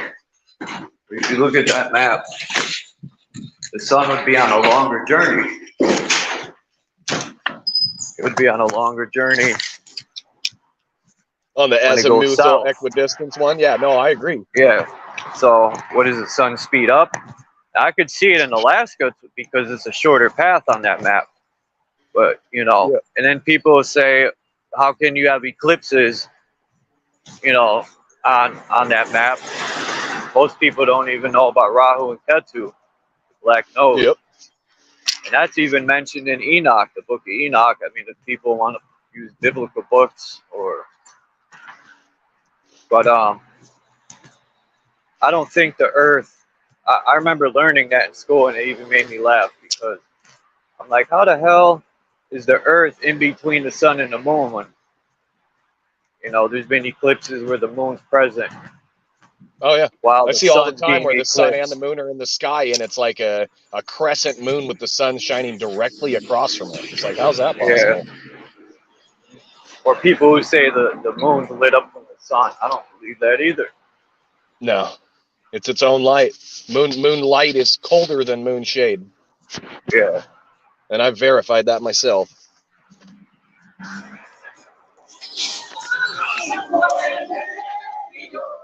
So yeah, man, I'm not a hater to nobody, but I want to jump on real quick. I'm on my break. I'm not necessarily going to throw a shot at anybody, but if I was your moderator, I wouldn't be posting links to someone else's live in your chat while you're running a live.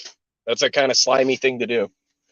So I don't even need to say their name, but that's a slimy thing to do, bro. Not you, but your moderator that's doing that to you.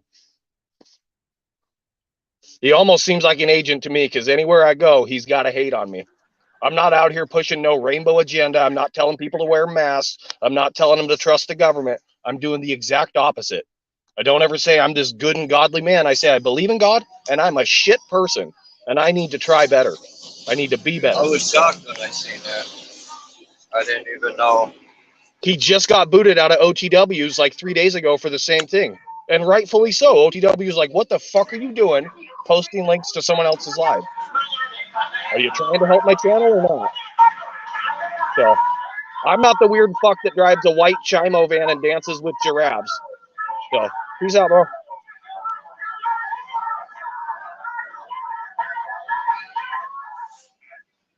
Yeah. I seen that, but I don't know. Hold on, let me.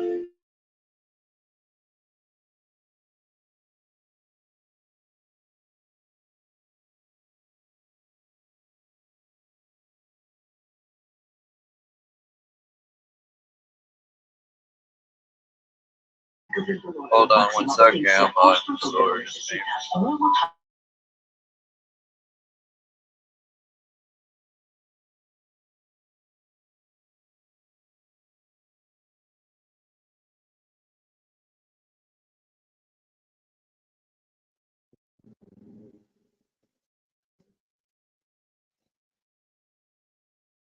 Mic check, Charles. Mic check. What's up? Back. Good to see you. Good to see you. Are you out and about? Or was that just a video playing?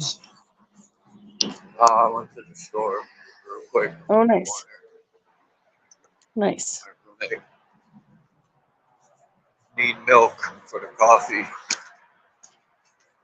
I don't know lately, man. There's so much. I mean, I don't know. People posting the link to OT. I really don't. I don't know. But so much friction everywhere, man. Well, people love to tell other people what to do online. That's for damn sure. And more often, it's the groupthink that wins over. Groupthink actually is a bigger force than any content creator, from what I've seen. So, even if, so I think one of the reasons that, not that I think that Smith is a group thinker, but I know what he was talking about the other day. And I think that when some people get upset, it influences other people. It's Christos and OTW put that behind them by the looks of it. But anyways. Yeah, I thought they were cool. Yeah, they are. They are. So, but, people are weird. People are weird. So,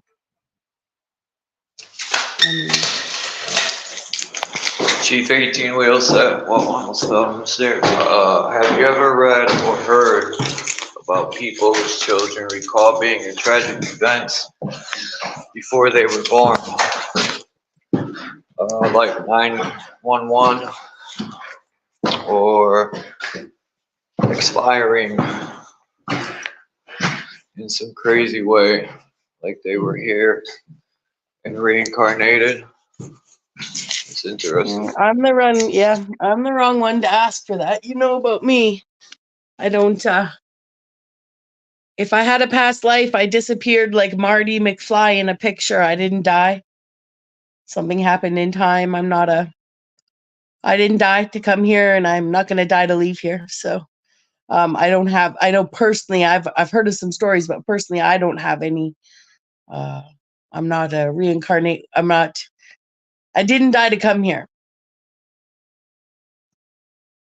But I've read lots of stories about kids that remember. I sometimes wonder, Charles, though, is it their past life they're remembering, or do we carry the genetic material of our ancestors in our seeds, right?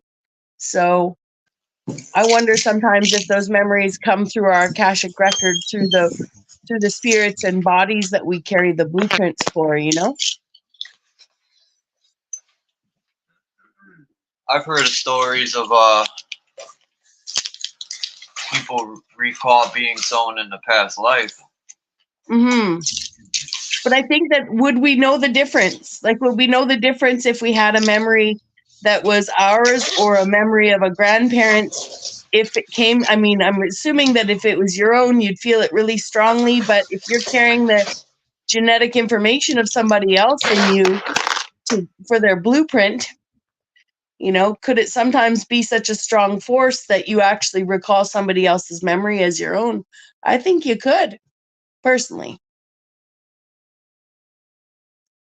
But to be clear here, I do not discredit people's stories of reincarnation or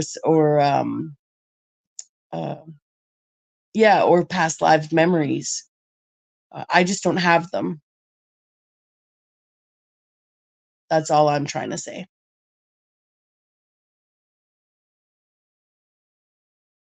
But some of those children's stories, there's a movie called I Origin that actually talks about it's a Brit Marling movie, and she's a, what am I trying to say? She's a lab assistant for a doctor, who decides to try and prove God. But that movie's a great movie for reincarnation. Truth drops, I guess. Who's ever eaten French onion chips? Kind of disappointing. I thought there'd be more French onion to them. They're not sour cream and onion. Mm-mm. I figured I would try something different, but they're a little disappointing.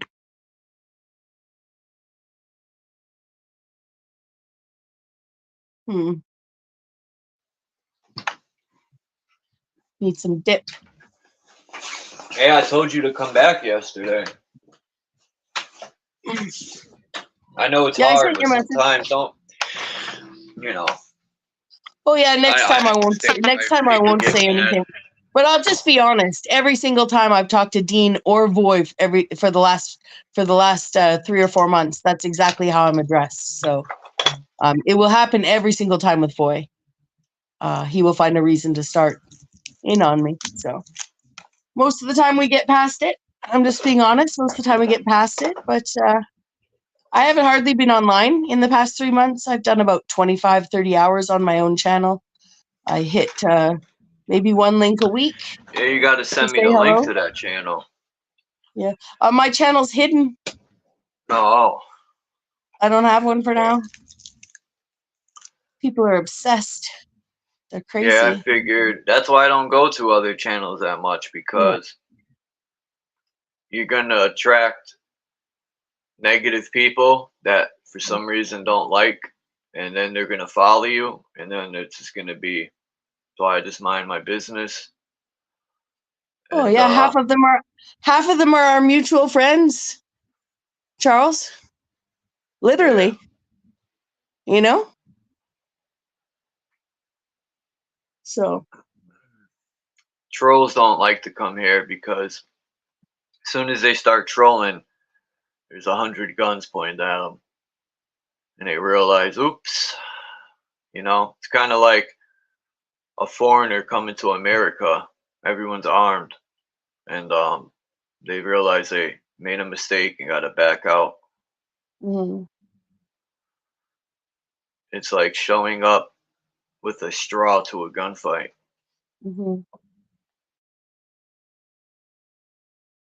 No, I am using a new account. I've got like 11 subs or something. I've got a couple cat videos, you know, like, but I don't need a bunch of fucking obsessed haters following me, you know, let alone the Hold ones up, that bro. fake, let alone the 150 that fake to be friends. I mean, seriously, I don't want to sound ungrateful, but it's true. I mean, for many months, and someone will use this as a soundbite, like I sound arrogant, but for many months I have been other people's content. There are multiple content creators that have talked about me or streamed me for 10 hours. So I'm not interested. I didn't come online for that. So Peace, Don McRon. Exiled One. Sir Drop. Sir Drop said, hold up, bruh. Bruh. Bruh. I love that. is Drop The coming up to say videos. hi? I don't know. I dropped the link. That'd be nice. Yeah, Drop. I'm gonna lay my verse down today to this beat. The beat I sent you, I'm gonna lay a verse down to this other beat and send it to you through if you're still here, through BandLab. I'm just gonna put my verse down. I'm gonna try to keep it short this time. I sure as hell don't know how to do. I'm not good at hooks either. It's another problem. What's up, Drop? Bruh. Nice to see you, Drop. It's been a long time. Chips. Who eats chips at fucking 10 in the morning? I do. Hold up, bro. What's going on with you, man? Everything good? Yeah. Still breathing. I woke up this morning. What you breathing? That fresh air, that ether. Damn, that's fucked up. We don't even know what we breathing. They told us oxygen. That's why I paused. Especially That's with why the I paused, Drop. Yeah. The chemtrails I didn't know what already to know. say.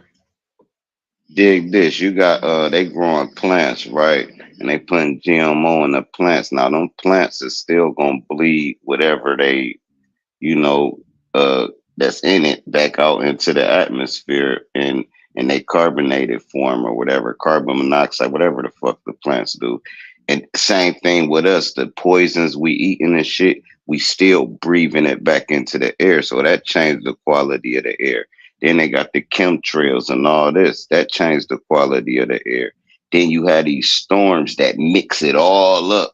And now the seasons is all out of whack. Like it's 50 degrees here in Ohio. You see what I'm saying? So they disturbing, they messing with nature, and nature gonna do something about it. That's all I can say.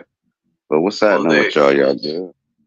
Around this time, they'll drop. Like I've noticed, they'll make it so it starts warming up, and then the trees will start to bud in February. I've noticed this a few years in a row, and then once they start budding, they'll mess with the weather and put it back to cold, and then the trees are confused. They don't know what to do.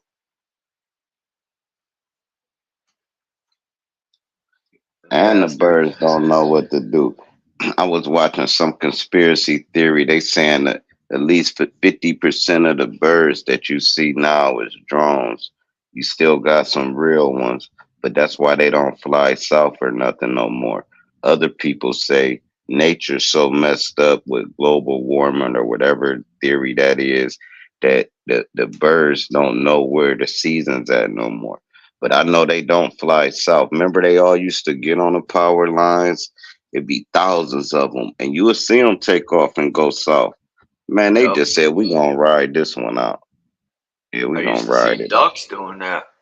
Right over they would land at the park that's near my house every year. They would freaking almost darken the sky. There'd be so many of them, and they would land, chill for a minute and then take off. That was like their chill spot for a minute.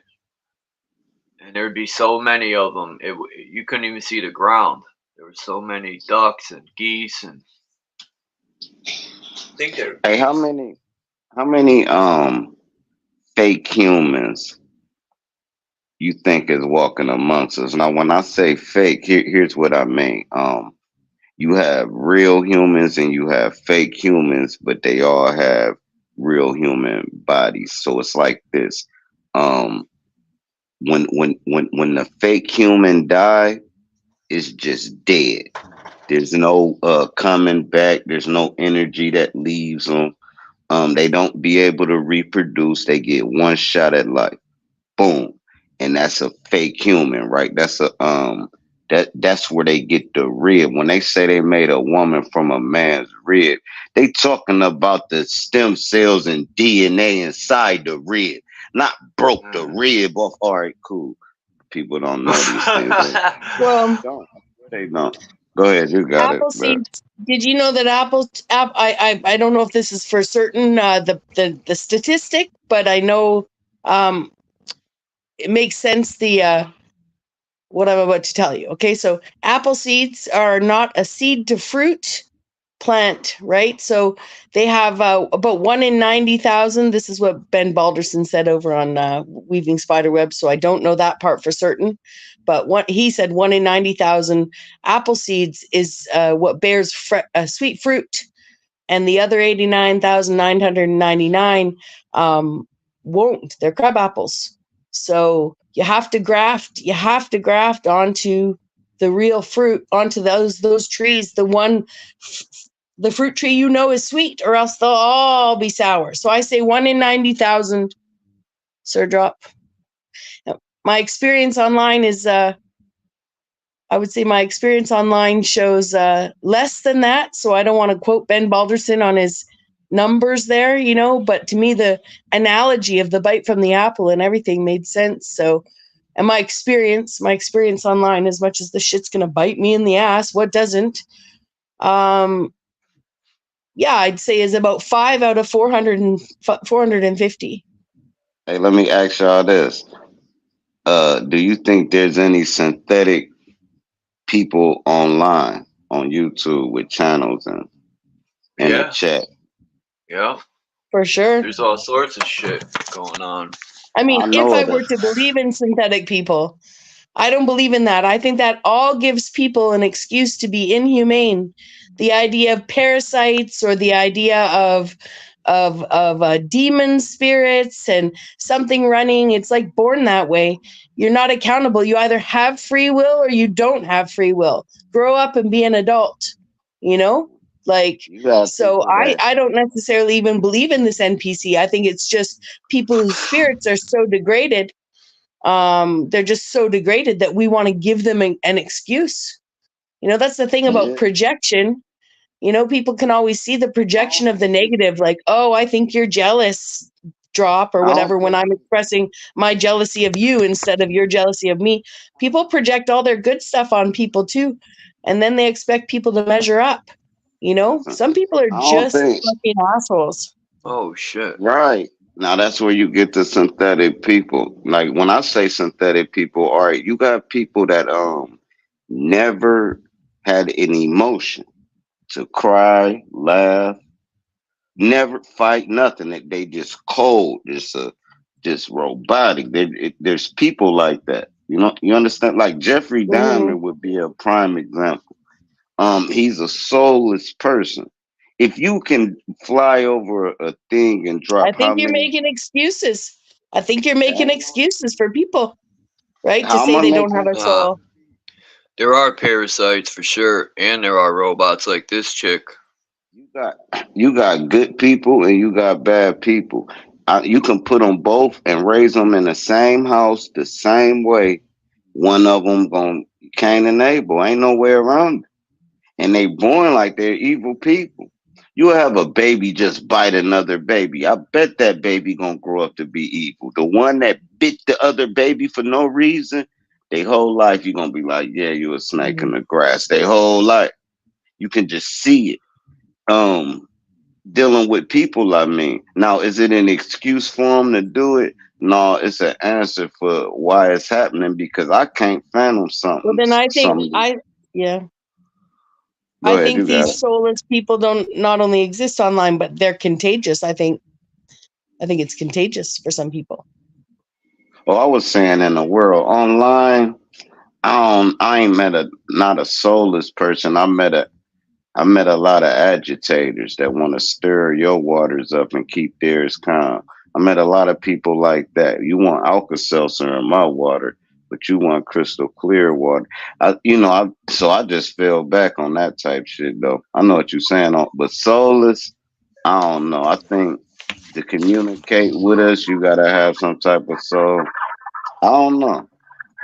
I know some heartless motherfuckers with it. Mm-hmm.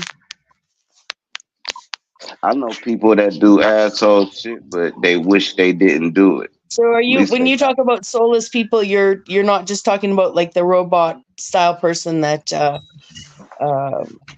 that Chuck just put up. You're talking about if you don't the care idea. about nobody else, if you don't care about nobody and they feelings and what's going on, if you somebody that'll insult somebody for a laugh or a gesture, if you're But that's what somebody half these instigators online are. So they have to be. If you're saying that that's a quality, right? not the people That, I fuck with. Nah, see, I yeah, don't fuck with them though, but it is yeah. you right. So we say 50-50 then. Half of them don't give a shit about nobody but themselves. I'll say 50-50 with you. I'll go 50-50. Yeah. But no, the people I mess with, man, we be cool for real. Like it's just like cool. Cool. Like you ain't gonna you ain't really just like gonna see me and Charles start arguing on a panel. You Mm. understand me? You ain't gonna just see me and Mind's Eye just getting off. Even if we disagree, we would probably just not even attest it at the point in time because it would Mm-hmm. turn into something. Just to respect mutual level type shit. And I see a lot of people they throw jazz and they want to do that. You know, the beef sector. That's Well, and cool. no, That and even over here, especially if you're just a reactive person, and I don't mean like emotionally reactive, just if you're animated, that's people love it. People fucking love Hey, it. hey, drop. I'm gonna lay my verse down to this beat. And I'll send it to you through. Yeah, I could do it through BandLab, right? You just send it. I gotta figure out how to do that. yeah, you could just send it through anything, but yeah, just go to BandLab Because and then you can send me the whole session for real. And I can that's open it even up. better. Yeah, I can open the whole session up. That's awesome. Because I don't know what's up with Frenchie Kush. He was supposed to lay a verse down on some stuff, but he's nowhere to be found. So I'm not gonna wait. I'm gonna put a few more people on. I gotta find some more people that drop some flows that are lyrical. Man, the Sir Drop gang.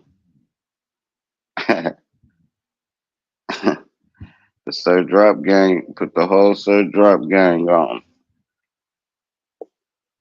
Who's that? Just you? Yeah. Yeah. I know Huey P was another one that rhymed, right? But I'm trying to think of other people, man, in the community that rhyme. I really don't know many. I thought Mind's Eye was drop flows, but I guess not. Even though it would be cool to put him on a interlude or something. I know you said you were doing that, but I kind of don't want it to seem like I'm copying you, but Copying what? putting Shit, Mind's man. Eye on the interlude. And I ain't copying. Is you allowed to put Mind's Eye on the down interlude? I could see it for you as an opposition. I would understand that. But no, you ain't no opposition, man. Hell yeah, do that shit. You should do some more of those comedian. Them skits be funny as ever, man. Everybody needs a good laugh. Laughter Yeah, you makes you can't feel force better. it. Only way they be like it, I could do one, but I'll be forcing it, so it'll be corny. I have to be in a silly mood, then I'll do one and shit. But you know, I ain't been in no goddamn jovial mood. Is that the right word? I ain't really been silly in a silly mood, man. It seemed like my warrior spirit is taking over for some reason, so I'm gonna let it do what it do. I ain't gonna tamper with myself. So What do you think cool. about that Texas stuff going on? Drop Peace, Osanyemi. You know how Texas is actually making a stand against the U.S. government. They try to take the fencing down because two Mexican, a woman and child, drowned. And I'm thinking, how you gonna blame the U.S. when their dumbass tried to cross the river? I think it's a bunch of baloney. Texas always been separate from America. To this day, it always been like that. So now they just putting a light on it, but they want to put a light on the people coming, the immigrants and all that shit, right? So now this is gonna boost Trump and his little voting thing. We need somebody that can boom, and so now everybody down there in Texas and shit, they voting for Trump regardless. Even though ain't nobody voting, this is the narrative they gonna paint. So cool, they gonna say everybody in the South voted for Trump. Boom, Trump, 91 felonies. Boom, Trump gonna be the first president to go to jail. This is what the history gonna write. So whoever Trump's vice president is, that's who's gonna be the president. Trump's gonna win, and then he going to the joint. The feds is, you ain't about to fuck their arrest record up. They got you with 91 counts. You at least going to jail for 18 months. You bitch, 91 made up accounts, huh? It don't matter. They the feds, and they ain't got nothing to do with that political shit. Ain't nothing. You can't stop the feds. The feds, it's a whole entity in itself, and that's what they're at war against. It ain't at war against us, but they got us thinking that. But the feds, like, look, niggas, y'all got us fucked up. Y'all selling weed all through the states. We already told y'all, look, the feds can override all that shit that they make legal in your state. You see what I'm saying? The feds is their own thing. The feds can go lock Trump up and arrest him. A cop can't lock Trump up. A cop that pulled Trump over, man, just because you pulled me over, everybody on your family lost their job tomorrow. Stupid motherfucker. You's a traffic cop. You ran my plate, so you were supposed to keep that shit pushing. So cool. They got power like that. The feds don't give a fuck about none of that shit, man. They have a helicopter follow your bitch ass. See? But I don't know. But I just think the vice president of Trump is gonna be the president. I think they're gonna vote Trump in. Trump gonna stir some shit up for about 2 years. Boom. And then they're gonna assassinate his character. They might even kill his bitch ass. I don't know. Are you going to jail? He's either gonna be the first president to go to jail or the next president to get assassinated. Boom. Now, who is his vice president? That's who's gonna run the world for like 3 years, man. Straight up. Well, not run the world, but be the customer service of the powers that be that's running the world. And the agenda they want to do is we'll fight back against our own government. So now our government gotta fight other people or fight us. All right, cool. If we stand up, now the government get to do what they want to do with the military, this, that, and the third. Because ain't nobody gonna kill their own people. Don't never let them scare you with that. If your cousin was in a motherfucking army and they said jump out and go and start shooting up his neighborhood, he's not gonna do it. That's why they want robots. That's why they're creating these programmable like robots. But that's fire. That's checkmate too. No, that's checkmate right there. I ain't even think of that.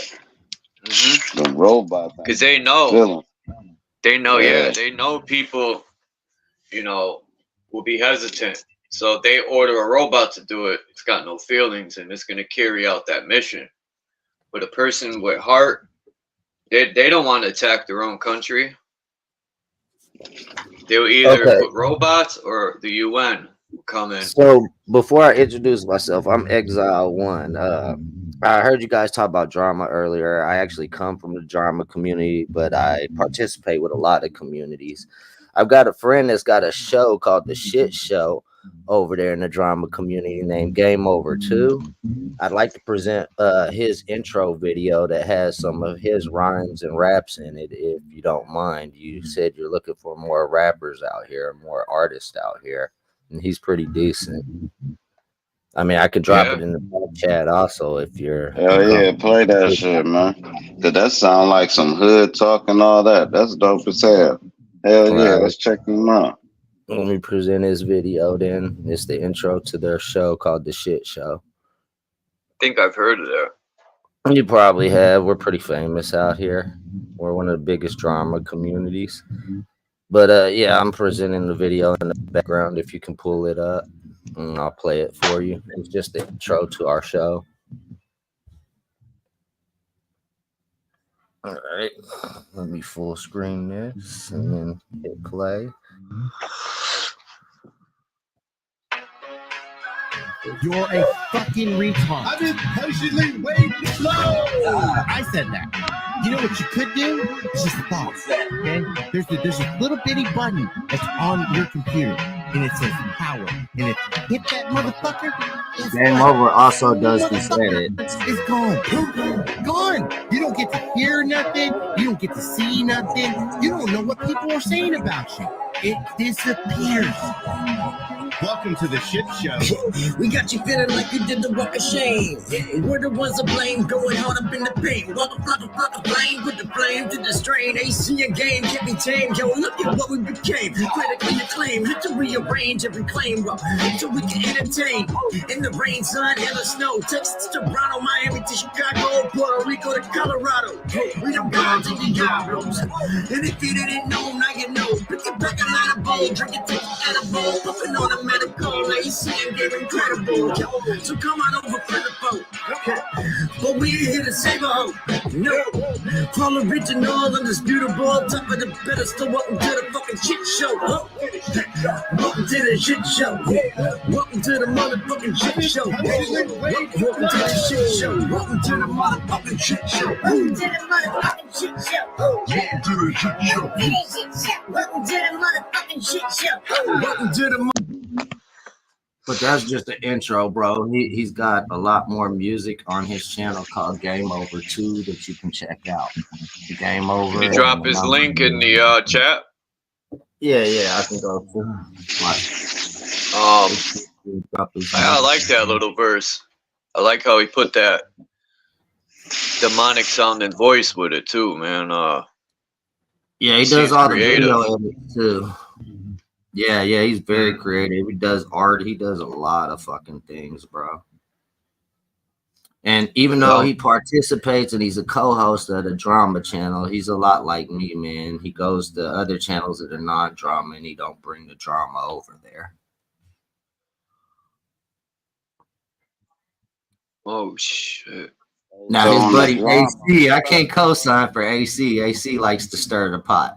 But what type of drama? Like it be knowledge drama or like personal? Nah, bro, it be the straight fuck shit. We are the top drama community on YouTube. You saying we're like you a it all happens.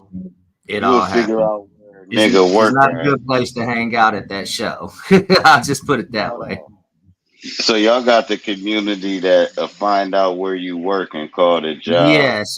As a matter of fact, there's this dude called True Finder UK. That's the troll from the UK, and he was talking shit about how we couldn't get his docs, and we had his docs in 12 minutes. Damn. Yeah, that's that. It's a lot of money in that shit though, too, for real.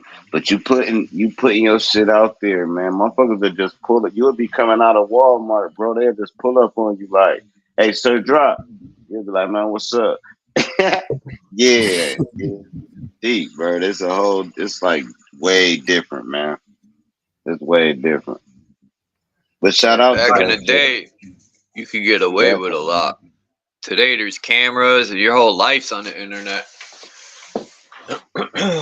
But the All other right, I'm going parties to this be channel now. I don't know how like to drop it from the laptop, so I'm gonna bring my other my account up from the basement. Don't pull it up from the basement. I'm just pulling it in there to drop the link. hey, but look, they also be where a person would be like, all right, I'm coming to your city, such and such and such and such. And they'll make sure that they have encounters and have camera people and just for the beef. So like once it gets to like a China Mac type level, if you think any of that beef he ever had was real, that's bullshit. They all be knowing, they all be channel With holders, AD, they all with anybody. China I'm just Mac and saying that. AD. I don't know. I'm saying with anybody that's on that level where they getting good money for them views. Because once you start getting good checks for it, it start turning into, oh, okay. All right, what's the response video? What's this video? Yeah, Half the of best them thing to do is never get involved in the drama community drama. Like old Grove was saying on the panel, the best thing to do is always ignore that shit. hell yeah, ignore it. They The pay internet, people to watch videos, YouTube. You know that, that's Drop? what they mean by it. I'm gonna give it right to you. That's what they mean by the internet undefeated. The drama, nobody can never win on the internet. There's no winning. If Nope, you might, try. yeah, because it's always gonna be something else and something else and something else to where everybody look like a fool at this point. You know what I mean? And the internet wins. So that shit be crazy. But go ahead, Charles. My bad. Is it that the guy that did the intro? He makes his own beats too. Yep, he does. So I don't all make that, beats, but the dude is very talented, bro. I'm working on the EP. I think I'm gonna title it "Fuck the One World Government," but I might change it. That's a little too. It might hurt a lot of people's feelings. YouTube wouldn't be too happy with that title, but I think I might leave it. It don't matter what that. That's your truth, man. Drop that shit. Fuck what YouTube feel about it. You know. I want to get someone to design an album cover. I have some ideas.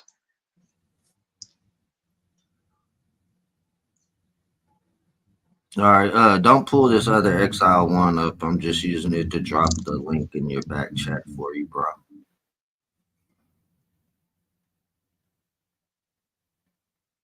It'll just say X on it, and I'm gonna put his stuff in the back chat. Oh shit, that's loud. Sorry. Yeah, that should always, even when I switch from my oh, you want me to press on that or no? Yeah, that's how you can follow his actual main channel, not the shit show where all the drama is, but that's actually Game Over's channel.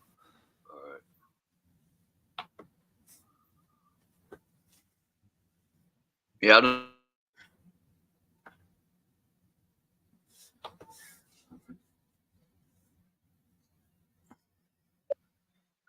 It makes that sound. It's crazy.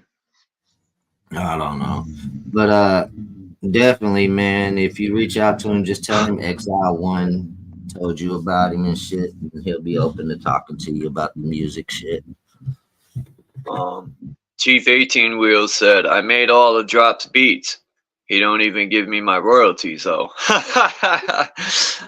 Hey, if he did, that's dope as fuck. Cause I don't know who them beats be coming from, bro. So if he one of them, shit, give me. What's the royalties? How you give him his royalties? I don't know. But yeah, tell him to send me some beats and let's do something for real. Right. So you guys sound like you talk about a lot of stuff that's conspiracy theory wise over here. Y'all been following the new Mandela effects and things of that nature? Yeah. That's kind of crazy, bro. All of that stuff keeps changing more and more. And the crazy part. Oh, go ahead.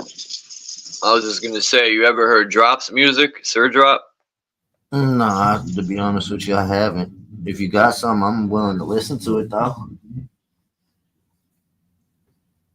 Charles and Exiled One and Sir Drop, I'm gonna hop down and take my morning walk. If you guys are still here when I get back, I'll hop back up, Charles. Nice right, to Bex. hear from you, Exiled One, and I'll Yeah, it's nice enjoy listening while I'm walking. Take care for Thanks now. for coming up, Bex. Thanks, too. Charles.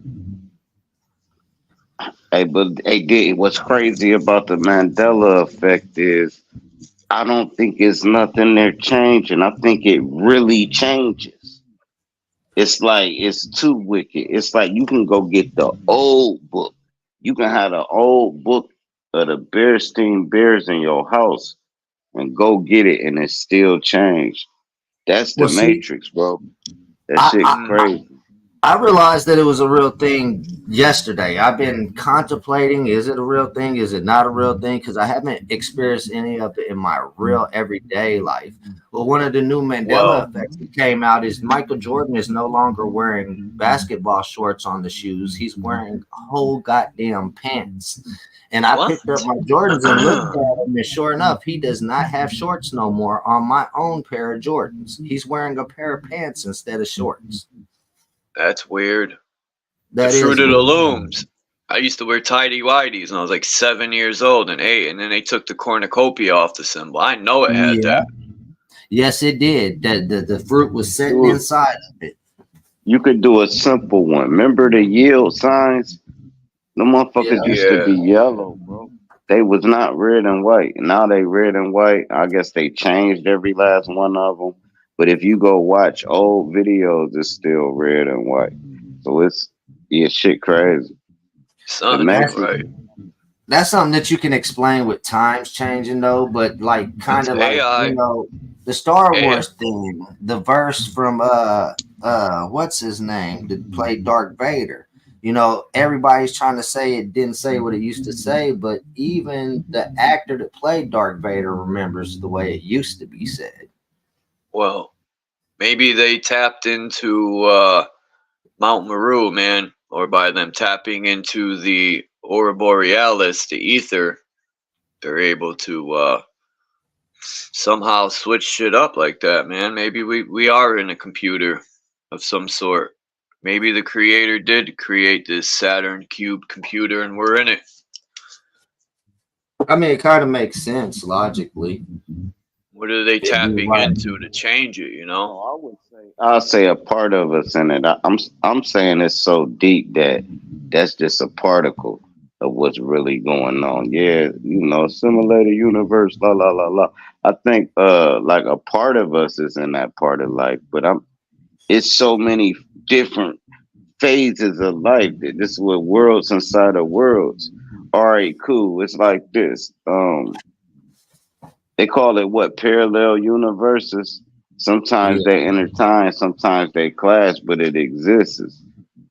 When you be like, dang, you ever just woke up and say, damn, I feel like I'm back. You really was occupying another. You was on autopilot until your shit came back to this one. I think it's only one thing that control you, but I think the rest go on autopilot, and I think it's a you in jail. I think it's in another world. I think it's a you that's a millionaire. I think it's a you that's a dope thing. I think it's a you that's a genius. And all this shit is going on like this simultaneously in I'm all different that worlds. now. No, I'm joking. You know what I'm saying? In different worlds. So in this same world, I would be saying this same thing, but I ain't gonna know I'm saying it in a different world. Bill Cosby ain't gets a different world for nothing, bro. It's more complex. The one we're occupying is the one we know of.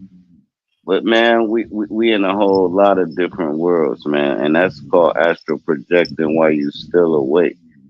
It's almost like a merging of dimensions. Yeah. I remember Mandela actually dying. I could have I sworn he actually died in the remember. 90s. I remember being in the Mandela third still grade and our alive? teacher making us watch his funeral on national television. So they saying Mandela is alive. That's crazy. No, he died in 2014. His second death. His first death was in the 80s. Yeah, I remember that.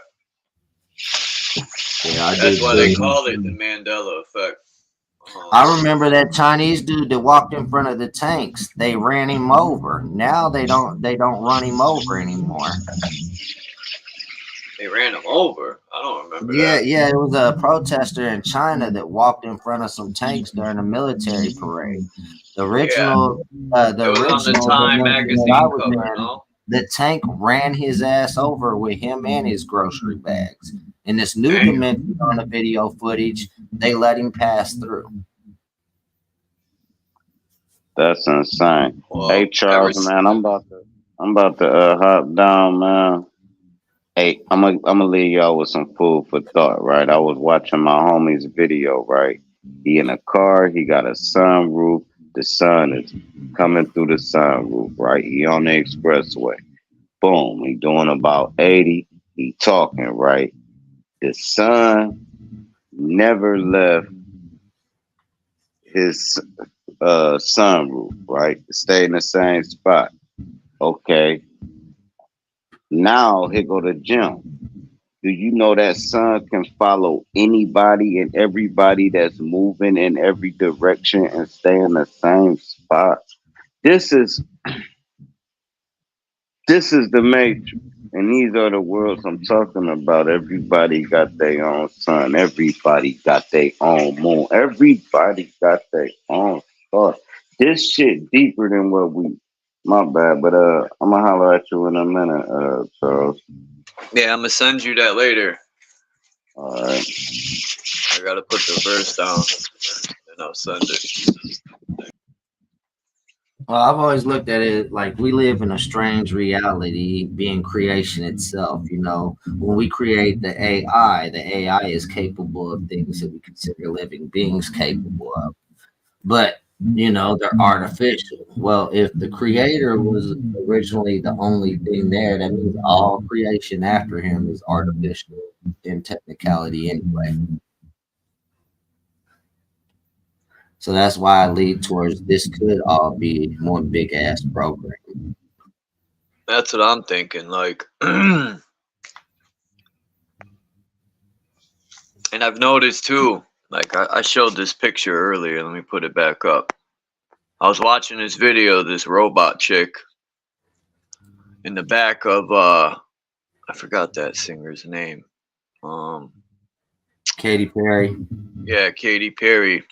You could see when her eye got stuck, she was pressing near her temple. And then I've seen this video, this robot. You see the button near her eye? That's exactly where Katy Perry was pressing. And I'm like, dude, these people got robots probably blending in now. Even if you look at them, they look like they got similar features to her and that AI bot. Yeah. She got her skin just looks just I can't even explain. I'm trying to find a good word. Flawless. That's what her skin looks, flawless, like it was sprayed on. I'm starting to think these synthetics are all over. Even this, I'll play this video of something else I found. Hope I didn't take the video down. Hold on.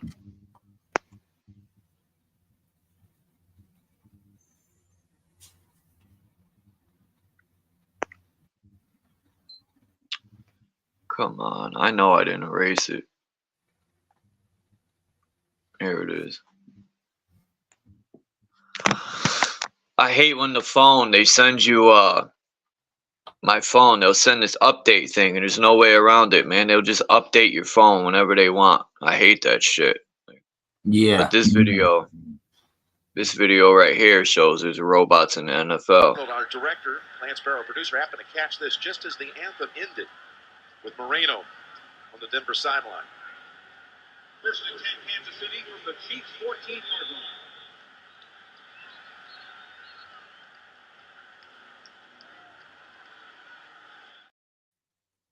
Now, I kind of got a question. That was Jacksonville and a whole nother team up there. Why were they announcing my home team, the Chiefs? I think they're playing them. This is the Broncos. But Yeah, what person you've ever seen cry like that or have tears pour out like? yeah. I've The only never thing seen that gets me, nobody. the audio don't match the video though. If you look at the score on scoreboard on the video, neither team is the Chiefs though. Hold on. Our director, Lance Barrow, producer, happened to catch this just as the anthem ended with Moreno on the Denver sideline. First and 10, Kansas City from the Chiefs' 14-yard line.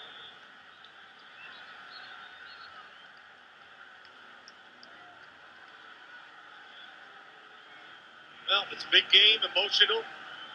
Big game by Moreno last week. Okay, I see what it was. It was the final scores of other teams. So yeah, they probably was the Chiefs. But yeah, that's unreal. It was like almost like glasses of water pouring out his eyes. Yeah, no one has glands in their eyes like that. I mean, Oh no. it's like a malfunction and shit. Man. And then I found pictures from the 1800s. Like, even India was far. They were building robots in the 1800s. People had robots. So I don't think technology is anything new at all. No, I don't either. Especially when we used to watch the Jetsons as little kids and they were talking face to face on some phone device. We never visualized that happening in our time and age when we were kids. But look, that technology is here now. I got pictures from the 60s where people are doing FaceTime calls with the old phones. I was born in 81, so, and I'm glad. Those were the best days growing up in the 80s and 90s. Sometimes I sit here after smoking and I just daydream and I think, man, if I could just go back to the 90s for a day and revisit, that would be fucking dope, because these days suck. Yeah, man. Ever since Not that only 9/11, our not only country is is the culture garbage now. different, the reality is different now. It's fucked up. We never remembered anything like this as children. The worst we had in the 80s was what? That false ass satanic scare. That's the worst we had in the 80s. When they was trying to lie and say there was Satanists nationwide sacrificing children, and that turned out not to be the truth.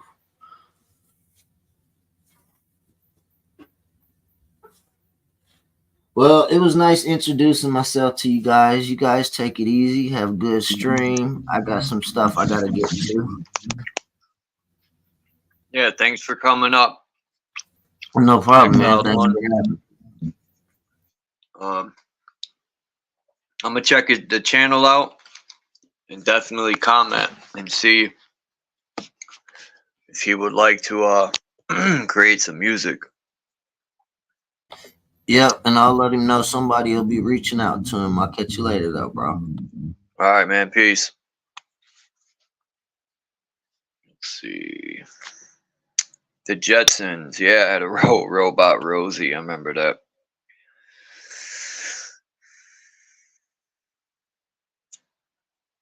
I want to kind of do a remix song. You know, my aunt used to have, well, when I used to go to my aunt's when I was a child, she would have all the Beatles, and I would listen to the music she would listen to when she was growing up. And I like that song, Eleanor Rigby, sorry, Eleanor Rigby, I think it is. For All the Lonely People, I want to take that, sample it, and slow the wording down. I think Jay-Z might have sampled that. I hope nobody did, because that was one of my favorite songs the Beatles did. And I got to make sure no one sampled that yet. I want to try to find a way. Let's see if I can find the acapella version so I could take that part out, slow it down.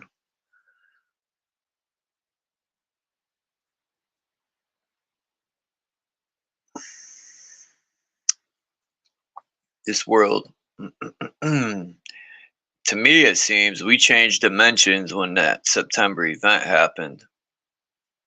Do you know, I was watching a video about the towers there, and they found a boat. And they're saying, how the hell did a wooden boat get underneath the towers? And they were saying because they needed to expand the land, so they were dumping all sorts of garbage and stuff. Who knows the truth, but I don't remember hearing them finding no damn wood boat.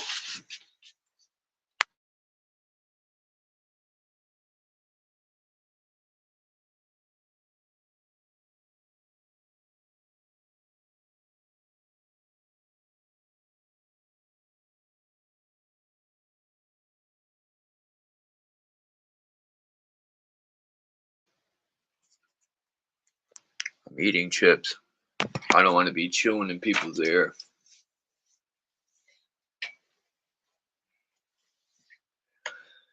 Yeah, Candy, I seen it. I think it was this morning. I watched a video, and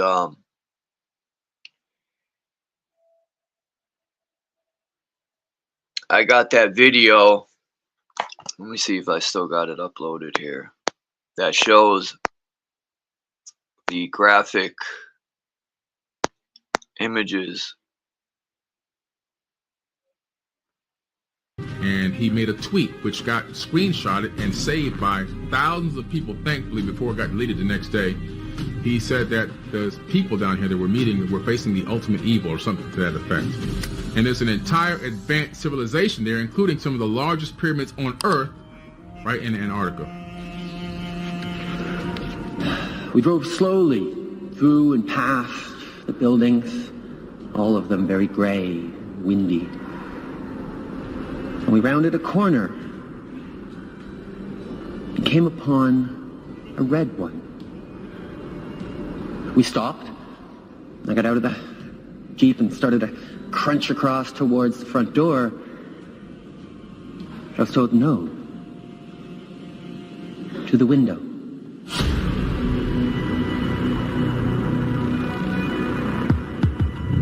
Why do you think Admiral Byrd and the Rockefellers were so much more interested in Antarctica, the South Pole, rather than the North Pole? There is a situation that began to happen during World War II where they discovered that the Nazis went down to Antarctica and built a base down there, New Schwabenland. It is beginning to look a lot like Christmas in Rockefeller Plaza.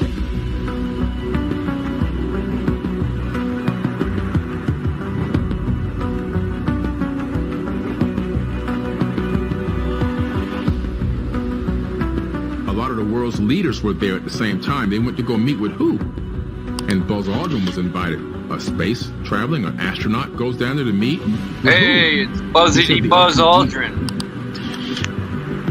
Pyramids down there are a lot. They're a lot bigger than the ones in super megalithic. One of the pyramids is 2 kilometers by 2 kilometers by 2 kilometers by 2 kilometers. A base. Oh, wow. Looking into the Nikola Tesla stuff, and it sounds like Nikola Tesla got his information somehow from ancient Egypt. Mm-hmm. A lot of people say that the pyramids were some type of a power plant. You look at Bosnia in Europe. There's a pyramid there called the Pyramid of the Sun. Just like the one, there's one in Mexico called the Pyramid of the Sun. There's one in Bosnia called the Pyramid of the Sun. It's massive.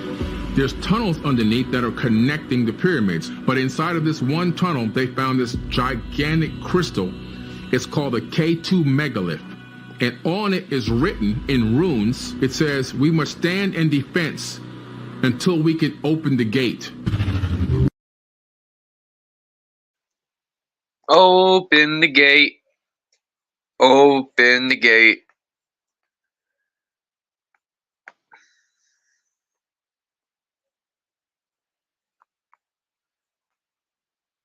You have some remnants. You have literally an engine that is melded together with other parts of the car. Moving over, you've got another car they moved here. Looks like it's been through a war. You can see the papers, all the burned out papers from the building. You see the soot and the dirt, and it just shows you how devastating this blast was. Look across the street Papers. there. You've got a How does papers survive a fire? That, you know, some of the Con Ed people now looking at, examining, trying to figure out which truck that actually was. But that truck too, in terrible shape. So while many of the items, the steel was literally... Toasted cars. We got to get to the toasted cars. I say they're toast. They're history. I can't say they're burnt because I don't know that. But they're toast. I just decided to use that word to say something happened, messed them up. You can't fix it. You got to get a new one. It's history. This is a police car found on FDR Drive. I don't know how it got to, I don't know where it was toasted. There were some that were witnessed as being toasted on FDR Drive. But this one is quite interesting in that it has an abrupt, toasted, not toasted. Like it's like it's on the showroom floor. It just had a new wax job back there.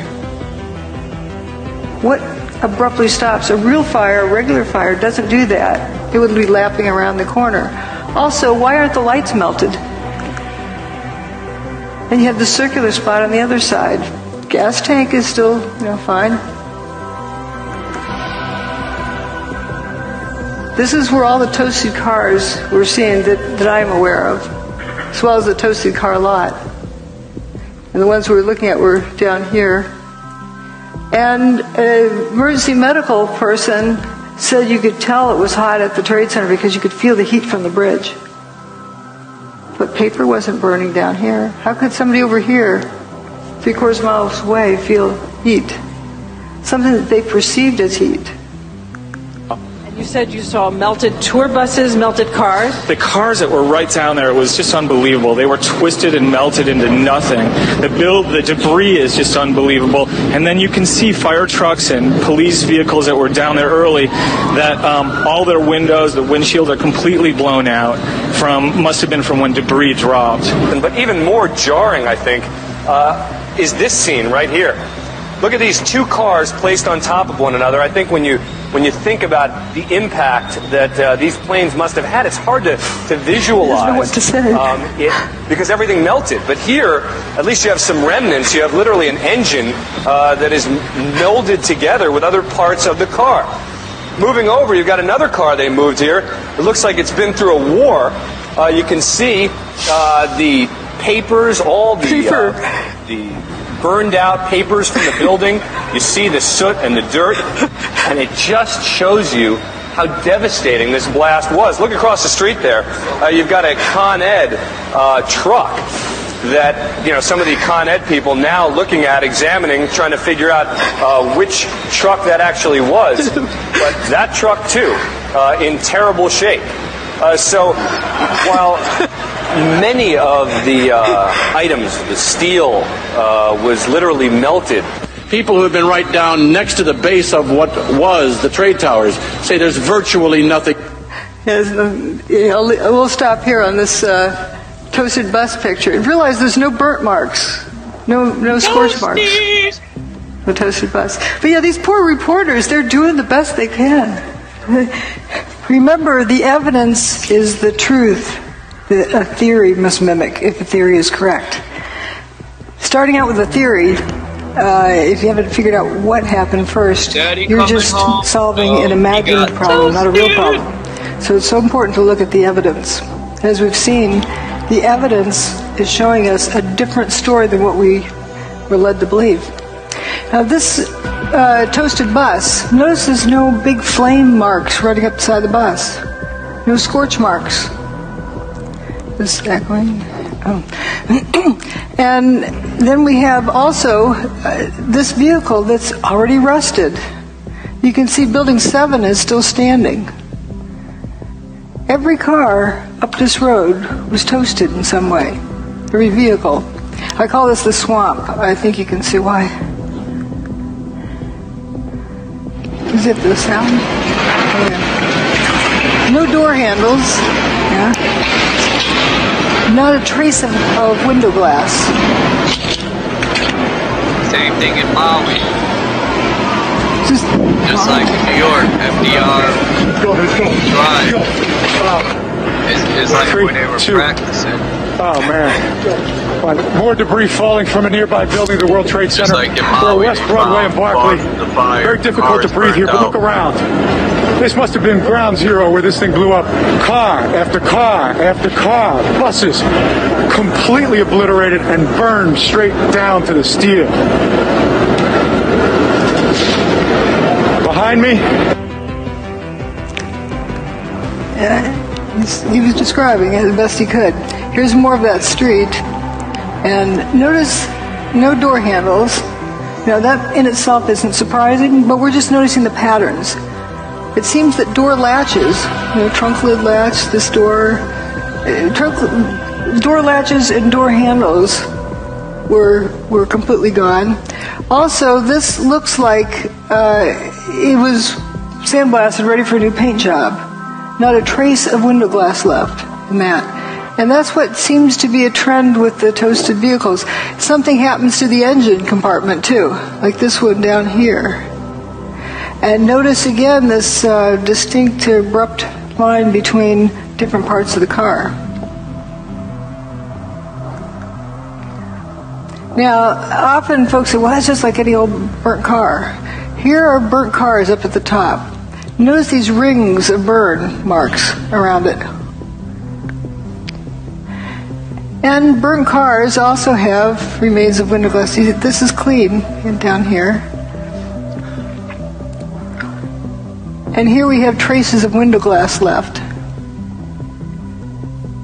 And of course there's a lot left there. But the ones at 9/11, there's not a trace. The ones that are seriously toasted.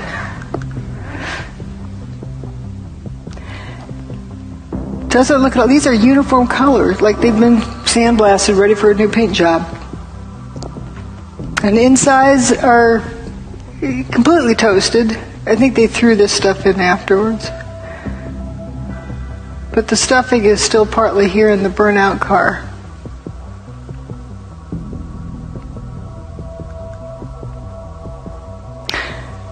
So there's a bunch of cars that appear to go into spontaneous combustion up in that parking lot. And we have various views of that. And my detractors often say, well, the cars were towed. They were burned elsewhere and were just towed through junkers. But we have photos of them before, during, and after. Now here's the toasted car. See how it looks like there's flame coming out of them, but the sea of unburned paper in between. The building's over here, the towers. And here again is tower still standing. And there's the untoasted cars that haven't been toasted yet.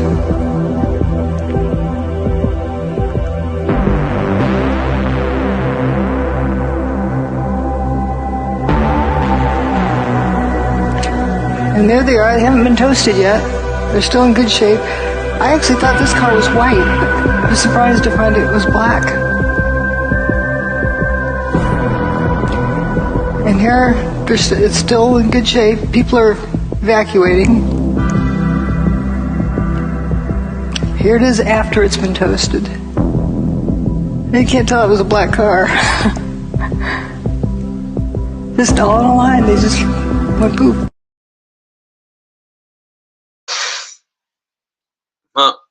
Oof. But what I was trying to say was, I never knew cars on the FDR that far away from that incident were burnt. And then when you look at the map, it's kind of like whatever has or did that, if they did use drones, they flew or tested out, just like in Maui, they were finding in this parking lot far from, I think the guy said it was pretty far. I don't know if it's the other side of the island, but you could tell something was approaching and tested it out on these cars. So,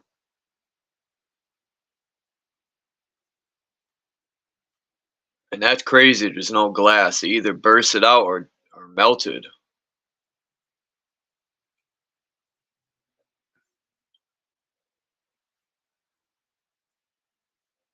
direct energy weapons. The only thing I could think of that turns stone into dust would be frequency, or directing the energy of the sun, like I showed that guy who created. He called it a he used a screen to his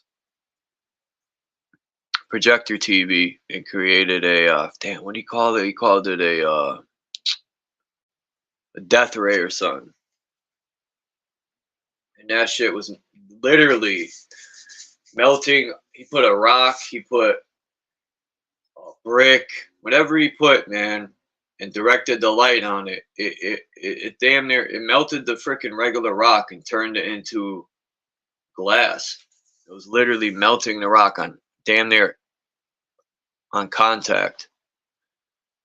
But it didn't turn it to dust. But that's the first thing I've ever seen damn near melt a rock. So that's hot.